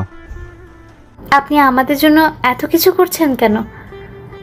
ওই যে তুমি আমাকে ভাইয়া বলে ডাকছো, তাই তোমার ভাইয়া তোমাদের জন্য বাজার করে এনেছি। আর আখি, তুমি কি পড়াশোনা করো? এসএসসি পরীক্ষা দেইনি, কারণ আব্বু পরীক্ষার টাকা ম্যানেজ করতে পারে নাই। ঠিক আছে, আজকে থেকে এই তোমাদের সব দায়িত্ব আমার উপর। তোমাকে আবার ভর্তি করে দিব, ভাইয়া তোমার সব কিছু ঠিক করে দিব। আখি আমাকে জড়িয়ে ধরে কান্না করে দিল। তখন আমি বললাম, এই পাগলি, কান্না করছিস কেন? সুখের খবর শুনে কেউ কি কান্না করে নাকি? তারপর আখিকে নিয়ে তার স্কুলে আবার ভর্তি করিয়ে দিলাম, আর স্যারকে বলেছি এবারে পরীক্ষা আমার বোন দিবে, আপনি সব কিছু ব্যবস্থা করুন, যত টাকা লাগে আমি দিব। স্যার বলেছে ঠিক আছে। তারপর আখিকে বস্তিতে রেখে আমি বাসায় চলে আসলাম। বাইক পার্কিং করে সামনে যাকে দেখলাম তাকে দেখে তো আমি পুরো অবাক হয়ে গেলাম। সামনে যাকে দেখলাম সে আর কেউ নয়, আকাশ। কিন্তু আকাশ আমাদের বাসায় কেন? আমাকে দেখে আকাশ বলল, আপনি রাসেল চৌধুরী তাই না? জি, আমি রাসেল চৌধুরী। আপনি আমাকে চিনেন? চিনি, নিজুম আমাকে আপনার কথা বলেছে। আমি আর নিজুম দুজন দুজনকে অনেক বেশি ভালোবাসি। খুব ভালো। তা আমাদের বাসায় কি মনে করে আসলেন? আসলে নিজুম আজকে থানায় যায়নি, তাই ওর খোঁজ খবর নিতে এসেছি। ও, তা কেন যায়নি থানায়? নিজুমের শরীরটা খারাপ লাগছে, তাই আজকে থানায় যায়নি। ও, তা আপনাদের ব্যবসা বাণিজ্য কেমন চলছে? আলহামদুলিল্লাহ, আপনার দোয়ায় ভালোই আছি। আচ্ছা ঠিক আছে, ভালো থাকবেন, আর একটু অফিসে যেতে হবে। আমি ঠিক আছে বলে দরজার সামনে দাঁড়িয়ে কলিং বেল চাপ দিলাম। কিছুক্ষণ পর খালা এসে দরজা খুলে দিল। বাসার ভিতরে ঢুকে নিজের রুমে চলে আসলাম। রুমে এসে বিছানায় শুয়ে মোবাইল টিপতে লাগলাম। কিছুক্ষণ পর দেখি নিঝুম আমার রুমে আসলো। নিঝুম আমার রুমে এসে বলল, সারাদিন কোথায় ছিলে? আকাশ আমাকে দেখতে বাসায় এসেছে, তোমার সাথে পরিচয় করে দিতে পারলাম না। পরিচয় করিয়ে দেওয়ার দরকার নেই, আমার সাথে দেখা হয়েছে এবং পরিচয় হয়েছে। তো আকাশের সাথে কথা বলে কেমন লাগলো? মানে আকাশ ছেলেটা তোমার কাছে কেমন লেগেছে? ভালোই। তা এখন বলুন, আমার রুমে কেন এসেছেন? আর আপনি আজকে থানায় যাননি কেন? কি হয়েছে আপনার? আসলে শরীরটা কেমন যেন খারাপ লাগছে। আমি কানাডা থেকে আসার পর কয়দিন আপনি থানায় গেছেন? আর না গেলে সমস্যা কি? আপনি তো আবার বিনা যোগ্যতায় এসআই হয়েছেন। তুমি আমাকে এইভাবে বলতে পারলে? আমি কিন্তু তোমার কথায় রাগ করেছি। আপনি আমার সাথে রাগ করলে আমার কি যেটা সত্যি সেটাই বললাম। তোমার সাথে কথা বলাই আমার ভুল হয়েছে। আমি গেলাম আমার রুমে। আপনাকে তো আমি ডাকি নাই, আপনি নিজে এসেছেন আমার রুমে। আমার কথা শুনে নিঝুম মুখ বাঁকিয়ে রুম থেকে বেরিয়ে গেল। আমি কিছুক্ষণ মোবাইল টিপে ওয়াশরুমে ঢুকে ফ্রেশ হয়ে খাওয়া দাওয়া করে নিজের রুমে এসে একটা ঘুম দিলাম। দেখতে দেখতে আরও সপ্তাহখানিক চলে গেল। রিফাতকে আব্বু একটা বাসা দিয়েছে। রিফাত তার আব্বু আম্মুকে নিয়ে নতুন বাসায় থাকে। আর নিঝুম ওই দিনের পর থেকে আমার সাথে তেমন কথা বলে না। আমিও নিঝুমের সাথে তেমন কথা বলি না। একদিন সকালে নাস্তা করে বাসার বাইরে আসলাম। নিঝুম আজকে সকাল সকাল থানায় চলে গিয়েছে। আমি বাইক নিয়ে আকির সাথে দেখা করতে যাচ্ছি। হঠাৎ একটা পার্কে আমার চোখ গেল। দেখি নিঝুমের মতো একটা মেয়ে পুলিশের জামা পরে বসে আছে একটা ছেলের সাথে। আমি বাইকটা নিয়ে তাদের একটু কাছাকাছি গেলাম। আমি ঠিকই ধরেছি, নিঝুম আর আকাশ একসাথে বসে গল্প করছে। তার মানে আজকে সকাল সকাল বাসা বেরিয়ে আকাশের সাথে দেখা করতে এসেছে। আমি আর কিছু না ভেবে আখির বাসায় চলে গেলাম। ও আপনাদের তো বলতে ভুলে গেছে, আখি আর আখির বাবাকে একটা নতুন বাসায় নিয়ে এসেছি। তো যাই হোক, আখির রুমের সামনে এসে কলিং বেল চাপ দিলাম। আখি এসে দরজা খুলে দিল। আমাকে দেখে আখি বলল, আসসালামু আলাইকুম ভাইয়া, কেমন আছো? বাইরে দাঁড়িয়ে আছো কেন? ভেতরে আসো। ওয়ালাইকুম আসসালাম। আলহামদুলিল্লাহ, আমি ভালো আছি। আর আমি এখন ভিতরে যাব না। তোমাকে ওই দিন যে নতুন জামা কিনে দিয়েছি ওইগুলো পরে বাহিরে আসো। ভাইয়া তোমাকে নিয়ে এক জায়গায় যাব। আখি ঠিক আছে বলে রুমের ভিতরে চলে গেল। কিছুক্ষণ পর আখি বেরিয়ে আসলো। আখিকে একটা নীল রঙের জামা কিনে দিয়েছিলাম। নীল জামায় আখিকে অনেক সুন্দর লাগছে। তারপর আখিকে বাইকে করে নিয়ে পার্কে চলে আসলাম। পার্কে এসে দেখি নিঝুম এখন আকাশের সাথে বসে বসে গল্প করছে। আমি বাইক পার্কিং করে আখিকে নিয়ে পার্কের ভিতরে গেলাম। নিঝুম আর আকাশের থেকে একটু দূরে বসলাম। আর আখিকে রাস্তায় সব কিছু বুঝিয়ে দিছি কেমন অভিনয় করতে। আখি তার মতো করে অভিনয় করতে লাগলো।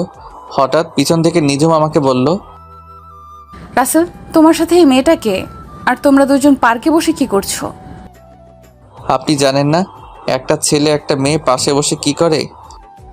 তার মানে তুমি এই মেয়েটাকে ভালোবাসো? আপনি ঠিকই ধরেছেন। আমরা দুজন দুজনকে অনেক বেশি ভালোবাসি। আর আখিও আমাকে অনেক বেশি ভালোবাসে।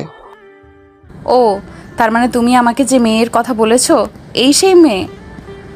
হ্যাঁ, আখি আমাকে অনেক আগে থেকেই ভালোবাসে, কিন্তু আমি তাকে সবসময় ফিরিয়ে দিয়েছি। কিন্তু পরে বুঝলাম মেয়েটা আমাকে সত্যি অনেক ভালোবাসে।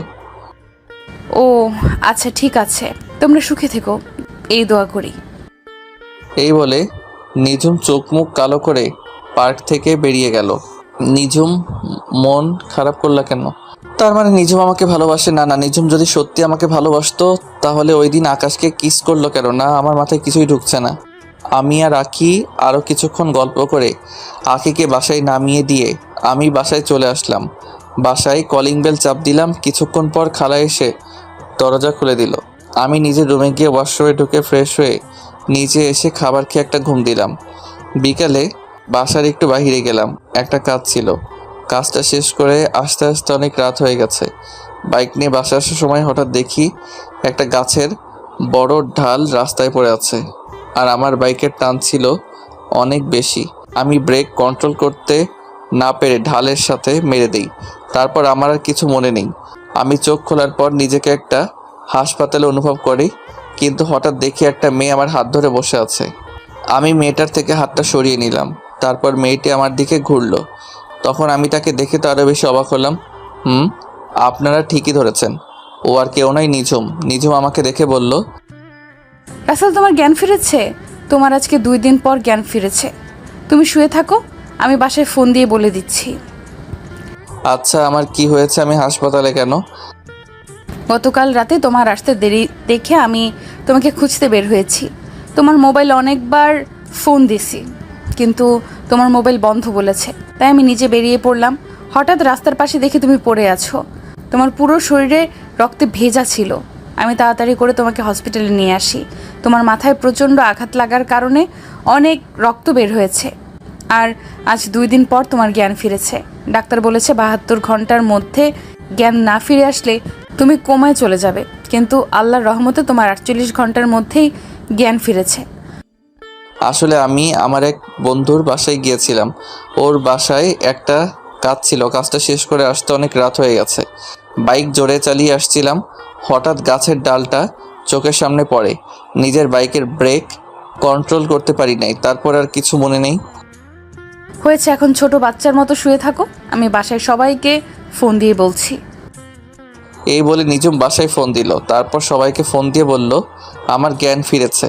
তবে একটা জিনিস খেয়াল করলাম, নিঝুমের চোখ মুখ লাল হয়ে আছে, মনে হয় সারা রাত ঘুমাই নাই। তো যাই হোক, আধা ঘন্টা পর দেখি আব্বু আম্মু হাসপাতালে চলে এসেছে। আব্বু আম্মু একটার পর একটা কথা বলে যাচ্ছে, আমি কিছুই বলতে পারছি না, আমার মাথা ব্যথা করছে। তাই আজ 5 দিন পর আমাকে বাসায় নিয়ে আসলো। আমি এখন মোটামুটি সুস্থ আছি। পুরোপুরি সুস্থ হতে 1 মাস লাগবে। সবাই আমাকে ধরে নিজের রুমে এনে বিছানায় শুয়ে দিল। আমাকে রেস্ট নিতে বলে সবাই যার যার রুমে চলে গেল। আমি চোখ বন্ধ করে শুয়ে থাকলাম। হঠাৎ চোখ খুলে যেটা দেখলাম তার জন্য মোটেও প্রস্তুত ছিলাম না। আপনারা কি ভাবছেন নিঝুম? আরে না, ও আর কেউ নয়, আমার কলিজার টুকরো বোন রাইসা। কিন্তু রাইসা কখন হোস্টেল থেকে আসলো? আমি রাইসার মাথায় হাত রাখতেই রাইসা চোখ খুলে কান্না করতে লাগলো। তখন আমি রাইসাকে বললাম, কী রে রাইসা, কেমন আছিস? কখন আসলি বাসায়? আর তুই কান্না করছিস কেন?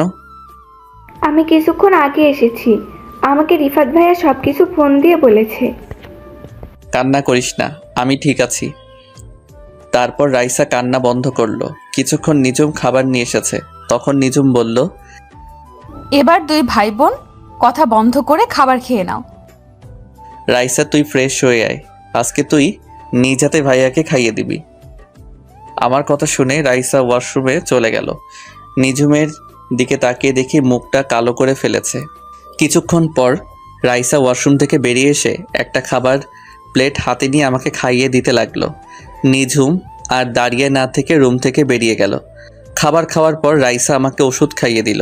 তারপর কিছুক্ষণ কথা বলে রাইসা বিদায় নিয়ে চলে গেল, কারণ রাইসার সামনে পরীক্ষা। দেখতে দেখতে 1 সপ্তাহ চলে গেল। এখন মোটামুটি সুস্থ আছি। নিঝুম যখন আমার রুমে খাবার নিয়ে আসে তখন আমি আম্মুকে ডাক দিই আমাকে খাইয়ে দেওয়ার জন্য। এতে নিঝুম অনেক কষ্ট পায়। নিঝুম প্রতিদিন থানায় যায়। আকাশ ছেলেটার সাথে কথা বলতে দেখি না, সব সময় কেমন যেন মনমরা হয়ে থাকে। ও আপনাদের তো বলতে ভুলে গেছি, আখি মাঝে মাঝে এসে আমাকে দেখে গেছে। একদিন সকালবেলা সবাই মিলে নাস্তা করছি, তখন নিঝুম বলল, আন্টি, আমার এক বান্ধবীর বিয়ে, আমাকে অনেক জোর করে বলছে যাওয়ার জন্য। এখন তুমি বলো, আমি কি যাব? এটা আবার আমাদের জিজ্ঞেস করা লাগে? তবে তুমি একা যাওয়ার দরকার নেই, সাথে কাউকে নিয়ে যাও। তাহলে রাসেল, তুমি নিঝুমের সাথে যাও, মেয়েটা একা একা যাবে? আম্মু, উনি একজন থানার এসআই, ওনার তো ভয় পাওয়ার কথা। উনি তো সাথে পুলিশ নিয়ে যেতে পারে। আর একটা কথা, আমি বিনা দাওয়াতে কোথাও যাই না। ফারিয়া তোমাকে সাথে করে নিয়ে যেতে বলছে। আপনি কোন ফারিয়ার কথা বলছেন? আমি ফারিয়া নামে কাউকে চিনি না। তুমি এই কয় বছরে ফারিয়াকে ভুলে গেছো? আমরা তো 3 জন বান্ধবী একসাথে থাকতাম। রিয়া, ফারিয়া এবং আমি। হ্যাঁ, চিনতে পারছি। ওই দেমাগি মেয়ের বিয়েতে আমি যাব না, যে মানুষকে মানুষ মনে করে না। যে দুই মেয়ে আপনার বান্ধবী, তাদের ভিতরে অহংকারে ভরা। রিয়া অহংকারী, কিন্তু ফারিয়া আগের থেকে অনেক চেঞ্জ হয়ে গেছে, তাই তো সে তোমাকে নিয়ে যেতে বলছে। আমি যাব না। আপনি পারলে সাথে পুলিশ নিয়ে যান। বাবা রাসেল, মেয়েটা যখন এত করে বলছে তাহলে ওর সাথে যা। মানুষ সব সময় একরকম থাকে না। ঠিক আছে, শুধু তোমার কথাই যাব। তবে বিয়েবাড়িতে আমাকে কোনো উপদেশ দিতে পারবে না। আমি আমার মতো থাকবো। ঠিক আছে, আমি তোমাকে কোনো উপদেশ দিব না, তুমি তোমার মতো করে থাকো। ঠিক আছে, তাহলে কোন সময় যাবেন? সন্ধ্যায় ওর বাসায় যাব। আমি থানায় বলে আসতে হবে এবং সব কিছু তাদের বুঝিয়ে দিয়ে আসতে হবে। আমি ঠিক আছে বলে নিজের রুমে চলে আসলাম। রুমে এসে একটা জামা গায়ে দিয়ে বাসা থেকে বেরিয়ে বাইক নিয়ে মার্কেটে গেলাম। মার্কেট থেকে একটা উপহার কিনে নিলাম। উপহার কিনে বাসায় চলে আসলাম। এবার আসি ফারিয়ার কথায়। ফারিয়া মেয়েটার সাথে আমি তেমন কথা বলতাম না। মেয়েটা একটু দেমাগি, গরিবদের দু চোখে দেখতে পারতো না, সব সময় বাবার ক্ষমতায় চলতো। আমার নামে অনেক মিথ্যা কথা বলছে নিঝুমের কাছে, কিন্তু নিঝুম তার কথায় দাম দেয় নাই। তো যাই হোক, সন্ধ্যায় রেডি হয়ে রুম থেকে বেরিয়ে নিচে আসলাম। কিছুক্ষণ পর নিঝুম সিঁড়ি দিয়ে নিচে নেমে আসলো, কিন্তু নিঝুমকে দেখে আমি তো পুরো অবাক হয়ে গেলাম, কারণ নিঝুম বোরখা পরেছে। নিঝুম নিচে এসে আমাকে বলল, এভাবে তাকিয়ে আছো কেন? না মানে আপনি হঠাৎ বোরখা পরলেন যে? কেউ কারো বিয়েতে গেল তো অনেক সাজুগুজু করে, আপনি তো কিছুই করলেন না। আমার সাজুগুজু করতে ভালো লাগে না, তাই বোরকা পরে আসলাম। এটা কবে থেকে? আমি তো আজকে প্রথম আপনাকে বোরখা পরতে দেখলাম। আমি আজকে থেকে সব সময় বোরকা পরে বের হব। তাহলে কি ডিউটির সময় বোরখা পরে থাকবেন নাকি? ও ডিউটির সময় সব সময় যতটুকু সম্ভব মেনটেন করে চলবো। ঠিক আছে, এখন বের হন। এই বলে আমি বাসা থেকে বেরিয়ে আসলাম। আব্বু আগেই বলে দিয়েছে গাড়ি নিয়ে যেতে, তাই আব্বুর নতুন গাড়িটা বের করলাম। নিঝুম বাসা থেকে বেরিয়ে গাড়িতে উঠলো। আমি গাড়ি চালাতে লাগলাম। তখন আমি নিঝুমকে বললাম, আচ্ছা, কিছুদিন ধরে লক্ষ্য করলাম আকাশ ছেলেটার সাথে আপনি কথা বলেন না, সব সময় কেমন যেন মন মরা হয়ে থাকেন। আপনি চাইলে তো আকাশকে সাথে করে নিয়ে যেতে পারতেন। আকাশের সাথে আমার ব্রেকআপ হয়ে গেছে। আকাশ ছেলেটার চলাচল আমার কাছে ভালো লাগে না। হঠাৎ কি এমন হলো যে আকাশ ছেলেটাকে আপনার ভালো লাগে না? আপনি তো তাকে অনেক বেশি ভালোবাসেন। সেটা অনেক কাহিনী, তোমাকে পরে এক সময় বলবো। তা আখির সাথে তোমার প্রেম কেমন চলছে? সেটা চলছে ভালোই। মেয়েটা সত্যি অনেক ভালো, আমার খোঁজ খবর নেয় সব সময়। ওর মতো মেয়েই হয় না।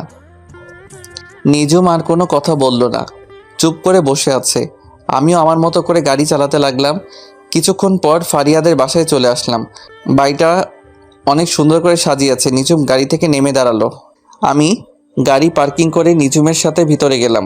হঠাৎ কোথা থেকে ফারিয়া দৌড়ে এসে নিঝুমকে জড়িয়ে ধরল। তারপর বলতে লাগলো, কি রে, কেমন আছিস? তোর আসতে এত দেরি হলো কেন? এসআই বান্ধবী তাহলে বুঝি আসলো আমার বাসায়? তুই এত করে বলছিস, না এসে বুঝি পারি? বল কেমন আছিস?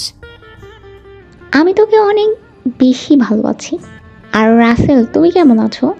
এখনো কি আমার উপর রাগ করে আছো? আমি ভালো আছি। রাগ করে কি হবে? আপনি তো আগের থেকে অনেক চেঞ্জ হয়ে গেছেন। আপনার জন্য আমার তরফ থেকে ছোট্ট উপহার। ধন্যবাদ। তো এখানে দাঁড়িয়ে থাকবি? চল ভেতরে চল, আব্বু আমার সাথে দেখা করবি। সেটা তো করব, কিন্তু তুই হলুদের শাড়ি পরে এখানে আসলি কেন?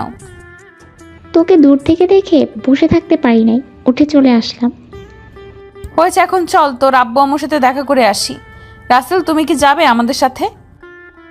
না, তোমরা যাও, আমি একটু চারপাশ ঘুরে দেখি।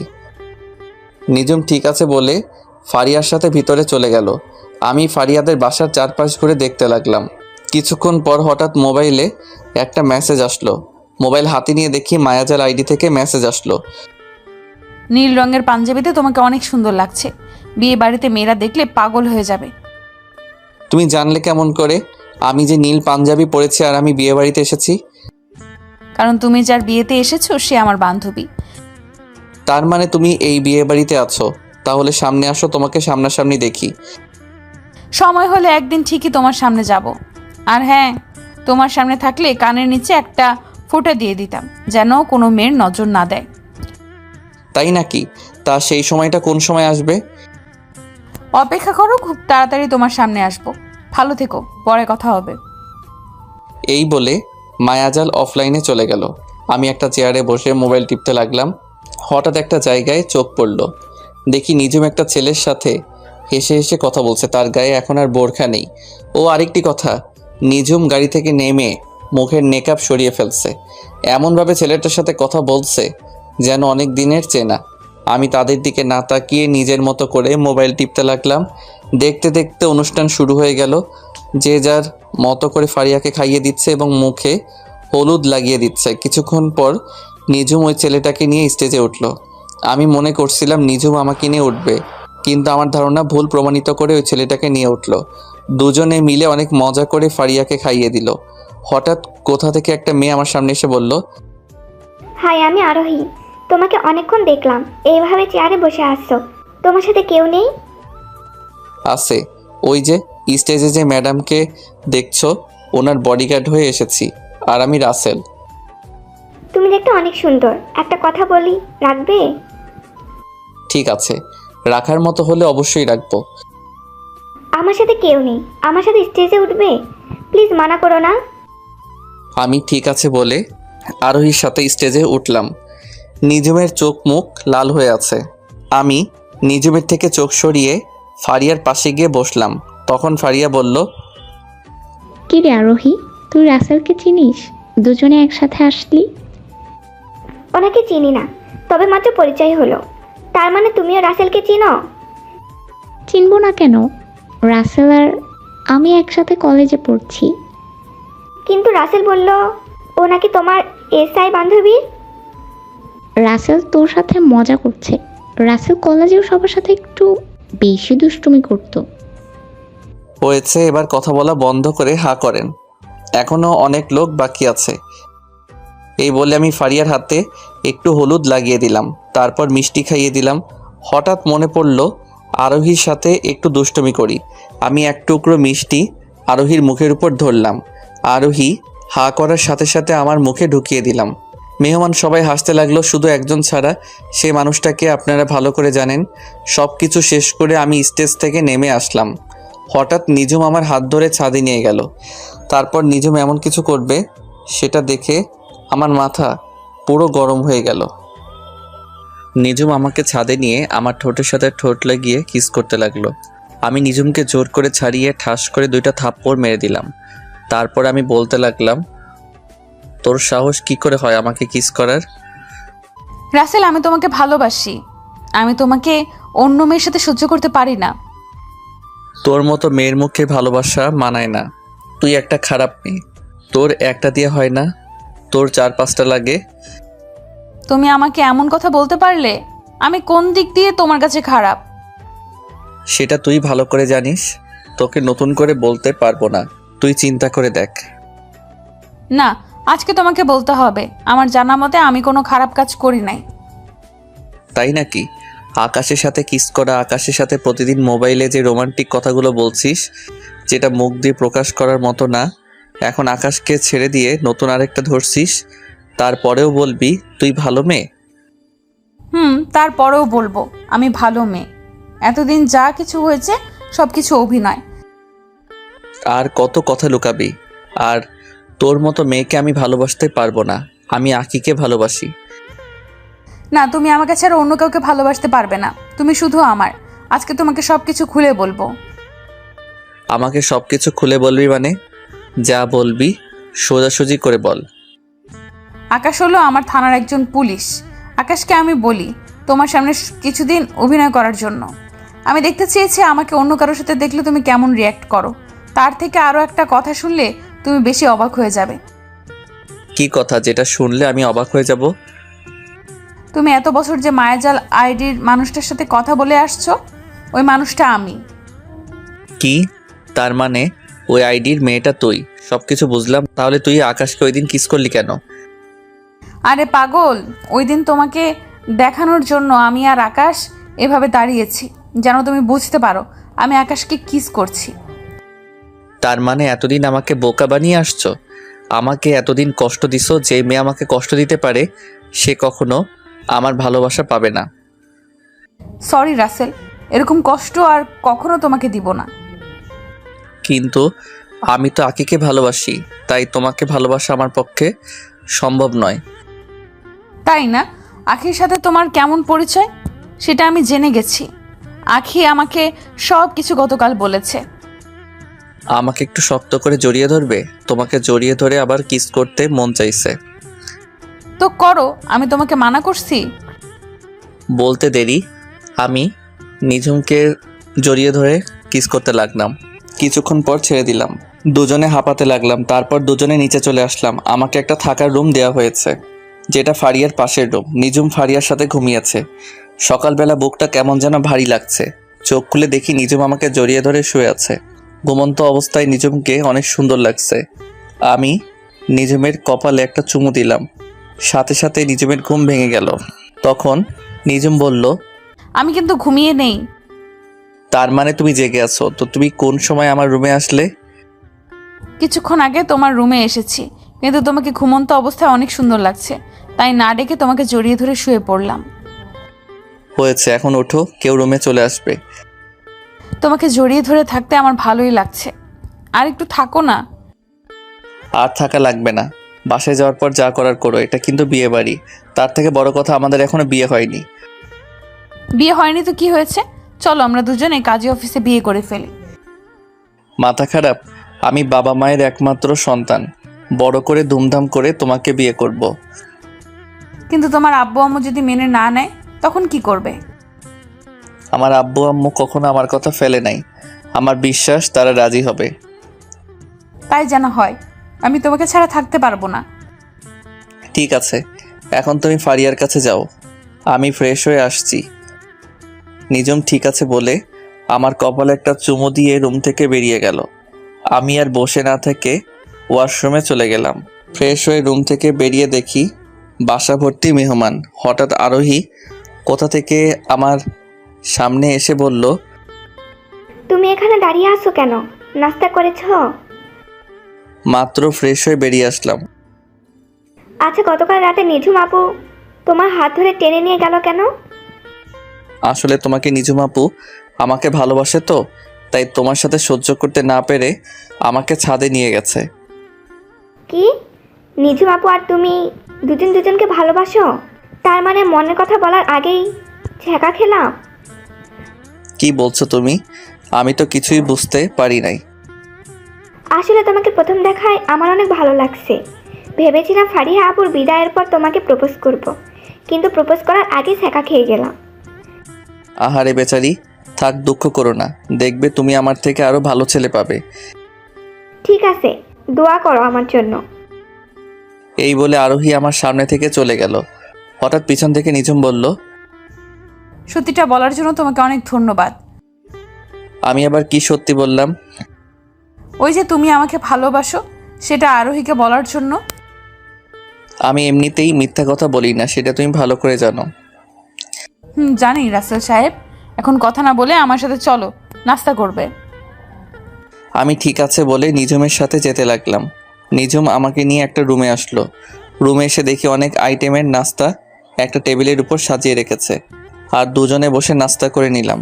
দেখতে দেখতে দুলা আসার সময় হয়ে গেছে। আমি একটা নীল রঙের শার্ট গায়ে পরলাম, আর নিঝুম নীল রঙের শাড়ি পরেছে। আমার আর নিঝুমের দিকে সবাই তাকিয়ে আছে, আর একজন আরেকজনকে বলছে দুজনকে ভালোই মানিয়েছে। দুলা চলে এসেছে। দুলা তার সব কাজ শেষ করে স্টেজে উঠল। হঠাৎ একটা জায়গায় একজনকে মাথা পুরো গরম হয়ে গেল। আমি মনে মনে বলতে লাগলাম, ও এখানে কেন? তার মানে দুলার সাথে এসেছে। দুলার সাথে যে এসেছে সে আর কেউ নয়, রিয়া। কিন্তু রিয়া এখানে কেন? তার মানে দুলার আত্মীয় রিয়া। আমি রিয়াকে দেখে না দেখার ভান করে অন্যদিকে চলে গেলাম। দুলা ভিতরে এসে স্টেজে উঠে বসলো। তারপর কাজী সাহেব বিয়ে পড়ানো শুরু করলো। বিয়ে পড়ানো শেষ, এবার খাওয়া দাওয়ার পালা। আমি নিচে দাঁড়িয়ে না থেকে ছাদে চলে এলাম। হঠাৎ কেউ একজন পিছন থেকে বলল, আরে তুমি ছাদে একা একা দাঁড়িয়ে আসো কেন? নিঝুম আপু তো আমাকে খুঁজতে আসে নিশ্চয়ই। বাড়ি ভর্তি মেহমান, নিচে ভালো লাগছে না তাই ছাদে আসলাম। ও চলো, খাবার খাবে না? তুমি যাও, আমি একটু পরে আসতেছি। আরোহী ঠিক আছে বলে নিচে নেমে গেল। আমি কিছুক্ষণ পর ছাদ থেকে নিচে নেমে আসলাম। হঠাৎ নিঝুম আমার সামনে এসে বলল, তুমি এতক্ষণ কোথায় ছিলে? সে কখন থেকে তোমাকে খুঁজছি আমি। আসলে দুলার সাথে রিয়াকে দেখে মাথাটা গরম হয়ে গেছে, তাই ছাদে চলে গেলাম। ও এই ব্যাপার। আমার সাথে কথা বলতে এসেছি রিয়া, কিন্তু আমি তার সাথে কোনো কথা বলি নাই। ফারিয়া তো রিয়াকে দেখে এমনিতেই রেগে গেছে। আর রিয়া হচ্ছে দুলার মামাতো বোন। থাক ওসব কথা, তুমি খাবার খেয়েছো?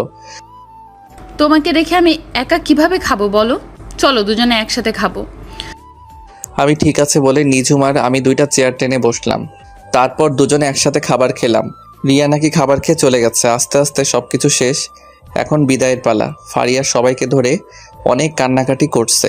ফারিয়াকে বিদায় দিয়ে আমি আর নিঝুম বাসায় চলে আসলাম। দেখতে দেখতে 1 মাস চলে গেল। আমি এখন আব্বুর অফিস দেখাশোনা করি, আমাকে কাজে রিফাত হেল্প করে। আব্বু এখন বাসায় থাকে, নিঝুম এখন নিয়মিত থানায় যায়। নিঝুম আর আমার ভালোবাসা আগের মতোই আছে। প্রতিদিন সকালে আমার কপালে একটা চুমু দিয়ে ঘুম থেকে উঠাই। দুজনে একসাথে বাসা থেকে বেরিয়ে আসি। নিঝুমকে থানায় নামিয়ে দিয়ে আমি অফিসে আসি। আজকে অফিসে তেমন কাজ নেই, তাই নিঝুমকে একটা ফোন দিলাম। 2-3 বার রিং হওয়ার পর ধরলো। তখন আমি বললাম, ওই তুমি আমার ফোন ধরতে এত দেরি করলে কেন? কোথায় তুমি এখন? সরি, আমি একটা আসামি নিয়ে ব্যস্ত ছিলাম। আসামিটা একটা মেয়েকে ধর্ষণ করে মেরে ফেলছে, তাই ওইটাকে ধরে থানায় দিয়ে আসলাম। ও তা তুমি কি এখন ফ্রি আছো? এখন ফ্রি আছি, বলো কি বলবে?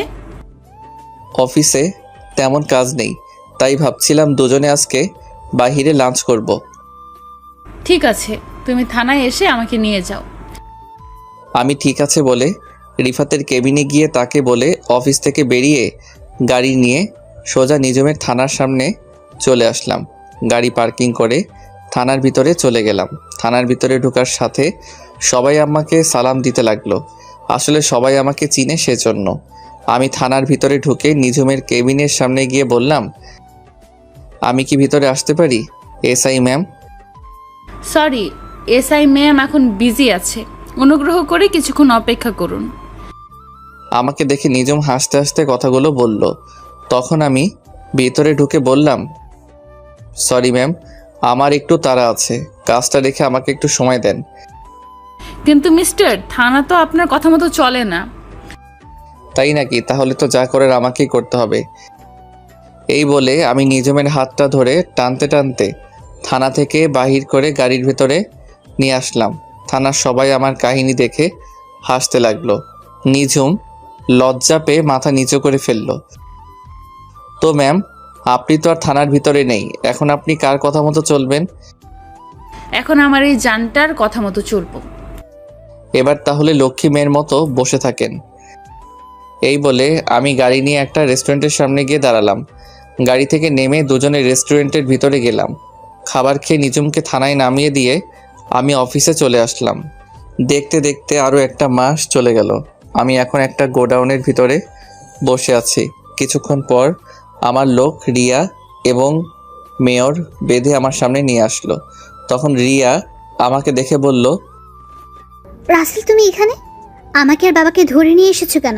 তুই জানিস না আমার বাবা একজন মেয়র? আমি সব জানি। আমার কয়টা মাস চলে গেছে তোদের ধরতে।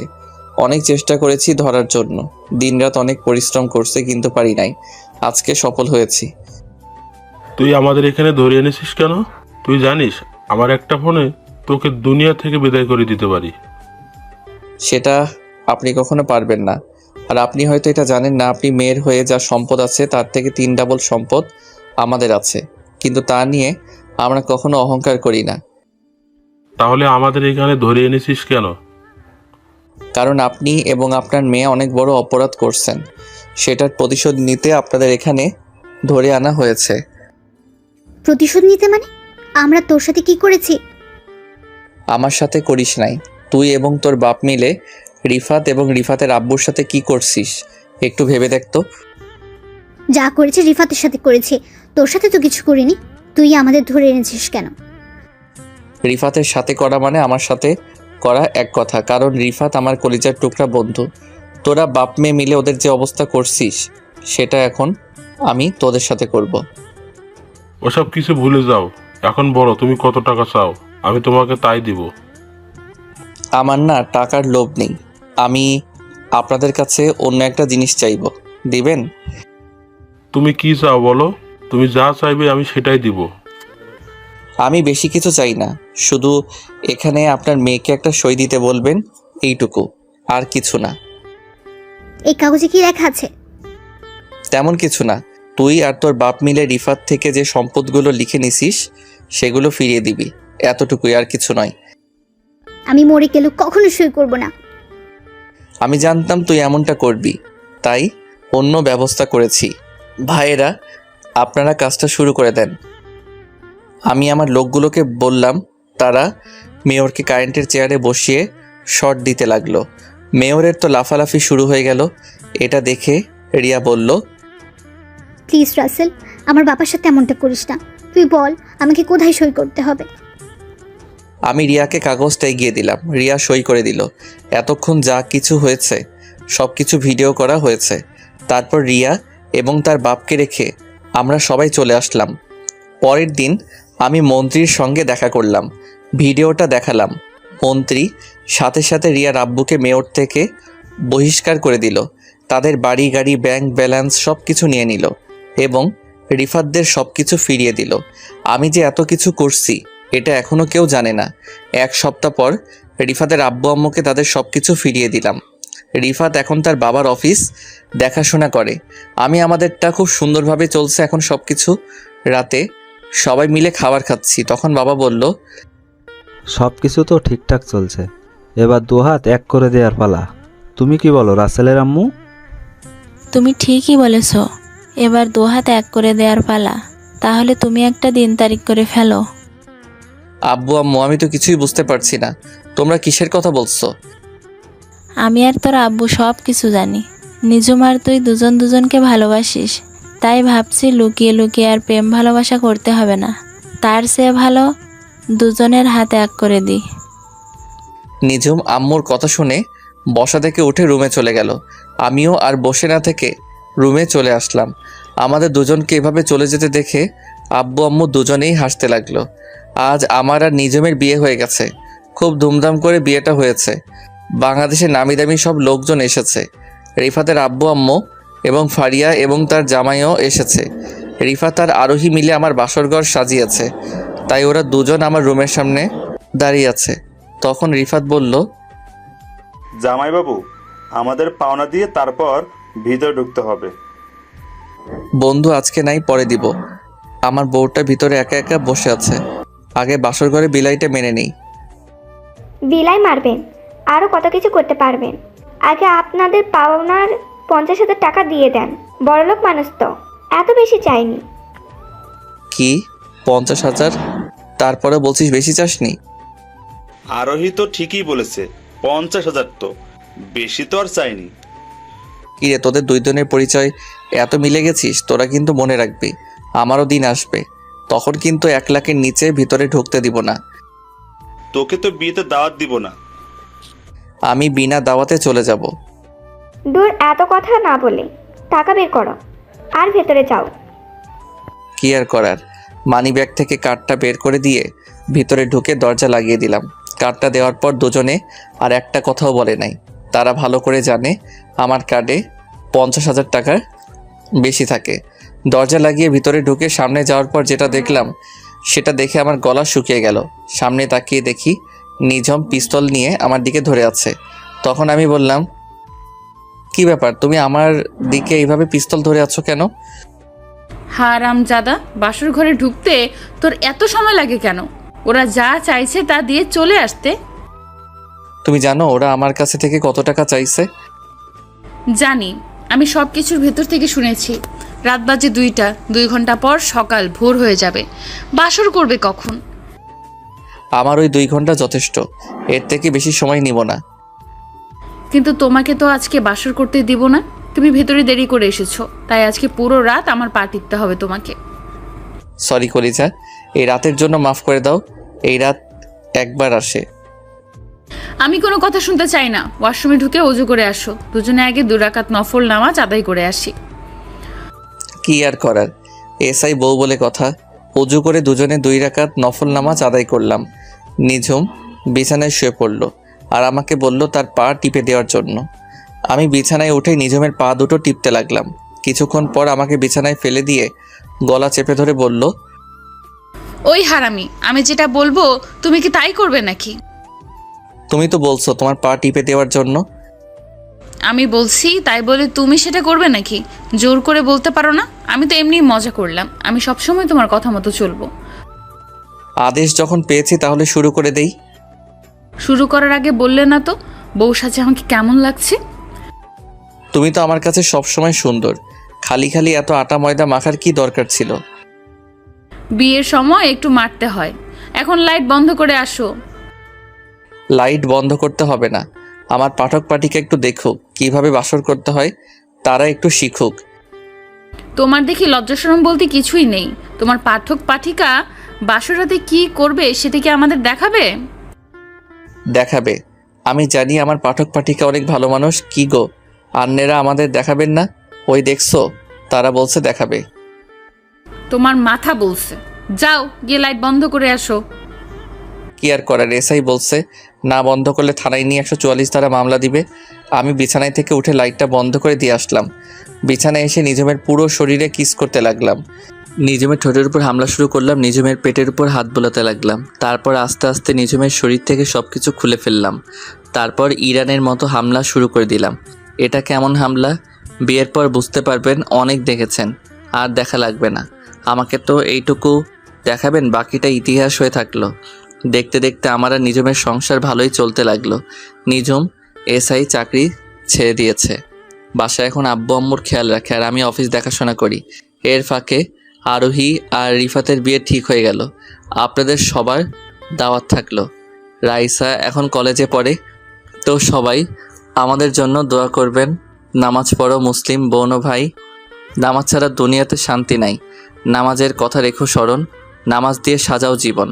নামাজ ছেড়ে করো না ভুল, নামাজ হলো ইবাদতের মূল। সুলম মুসলিম ভাই ও বোনেরা, 5 ওয়াক্ত নামাজ পড়ো, জীবনকে সুন্দরভাবে গড়ে তোলো।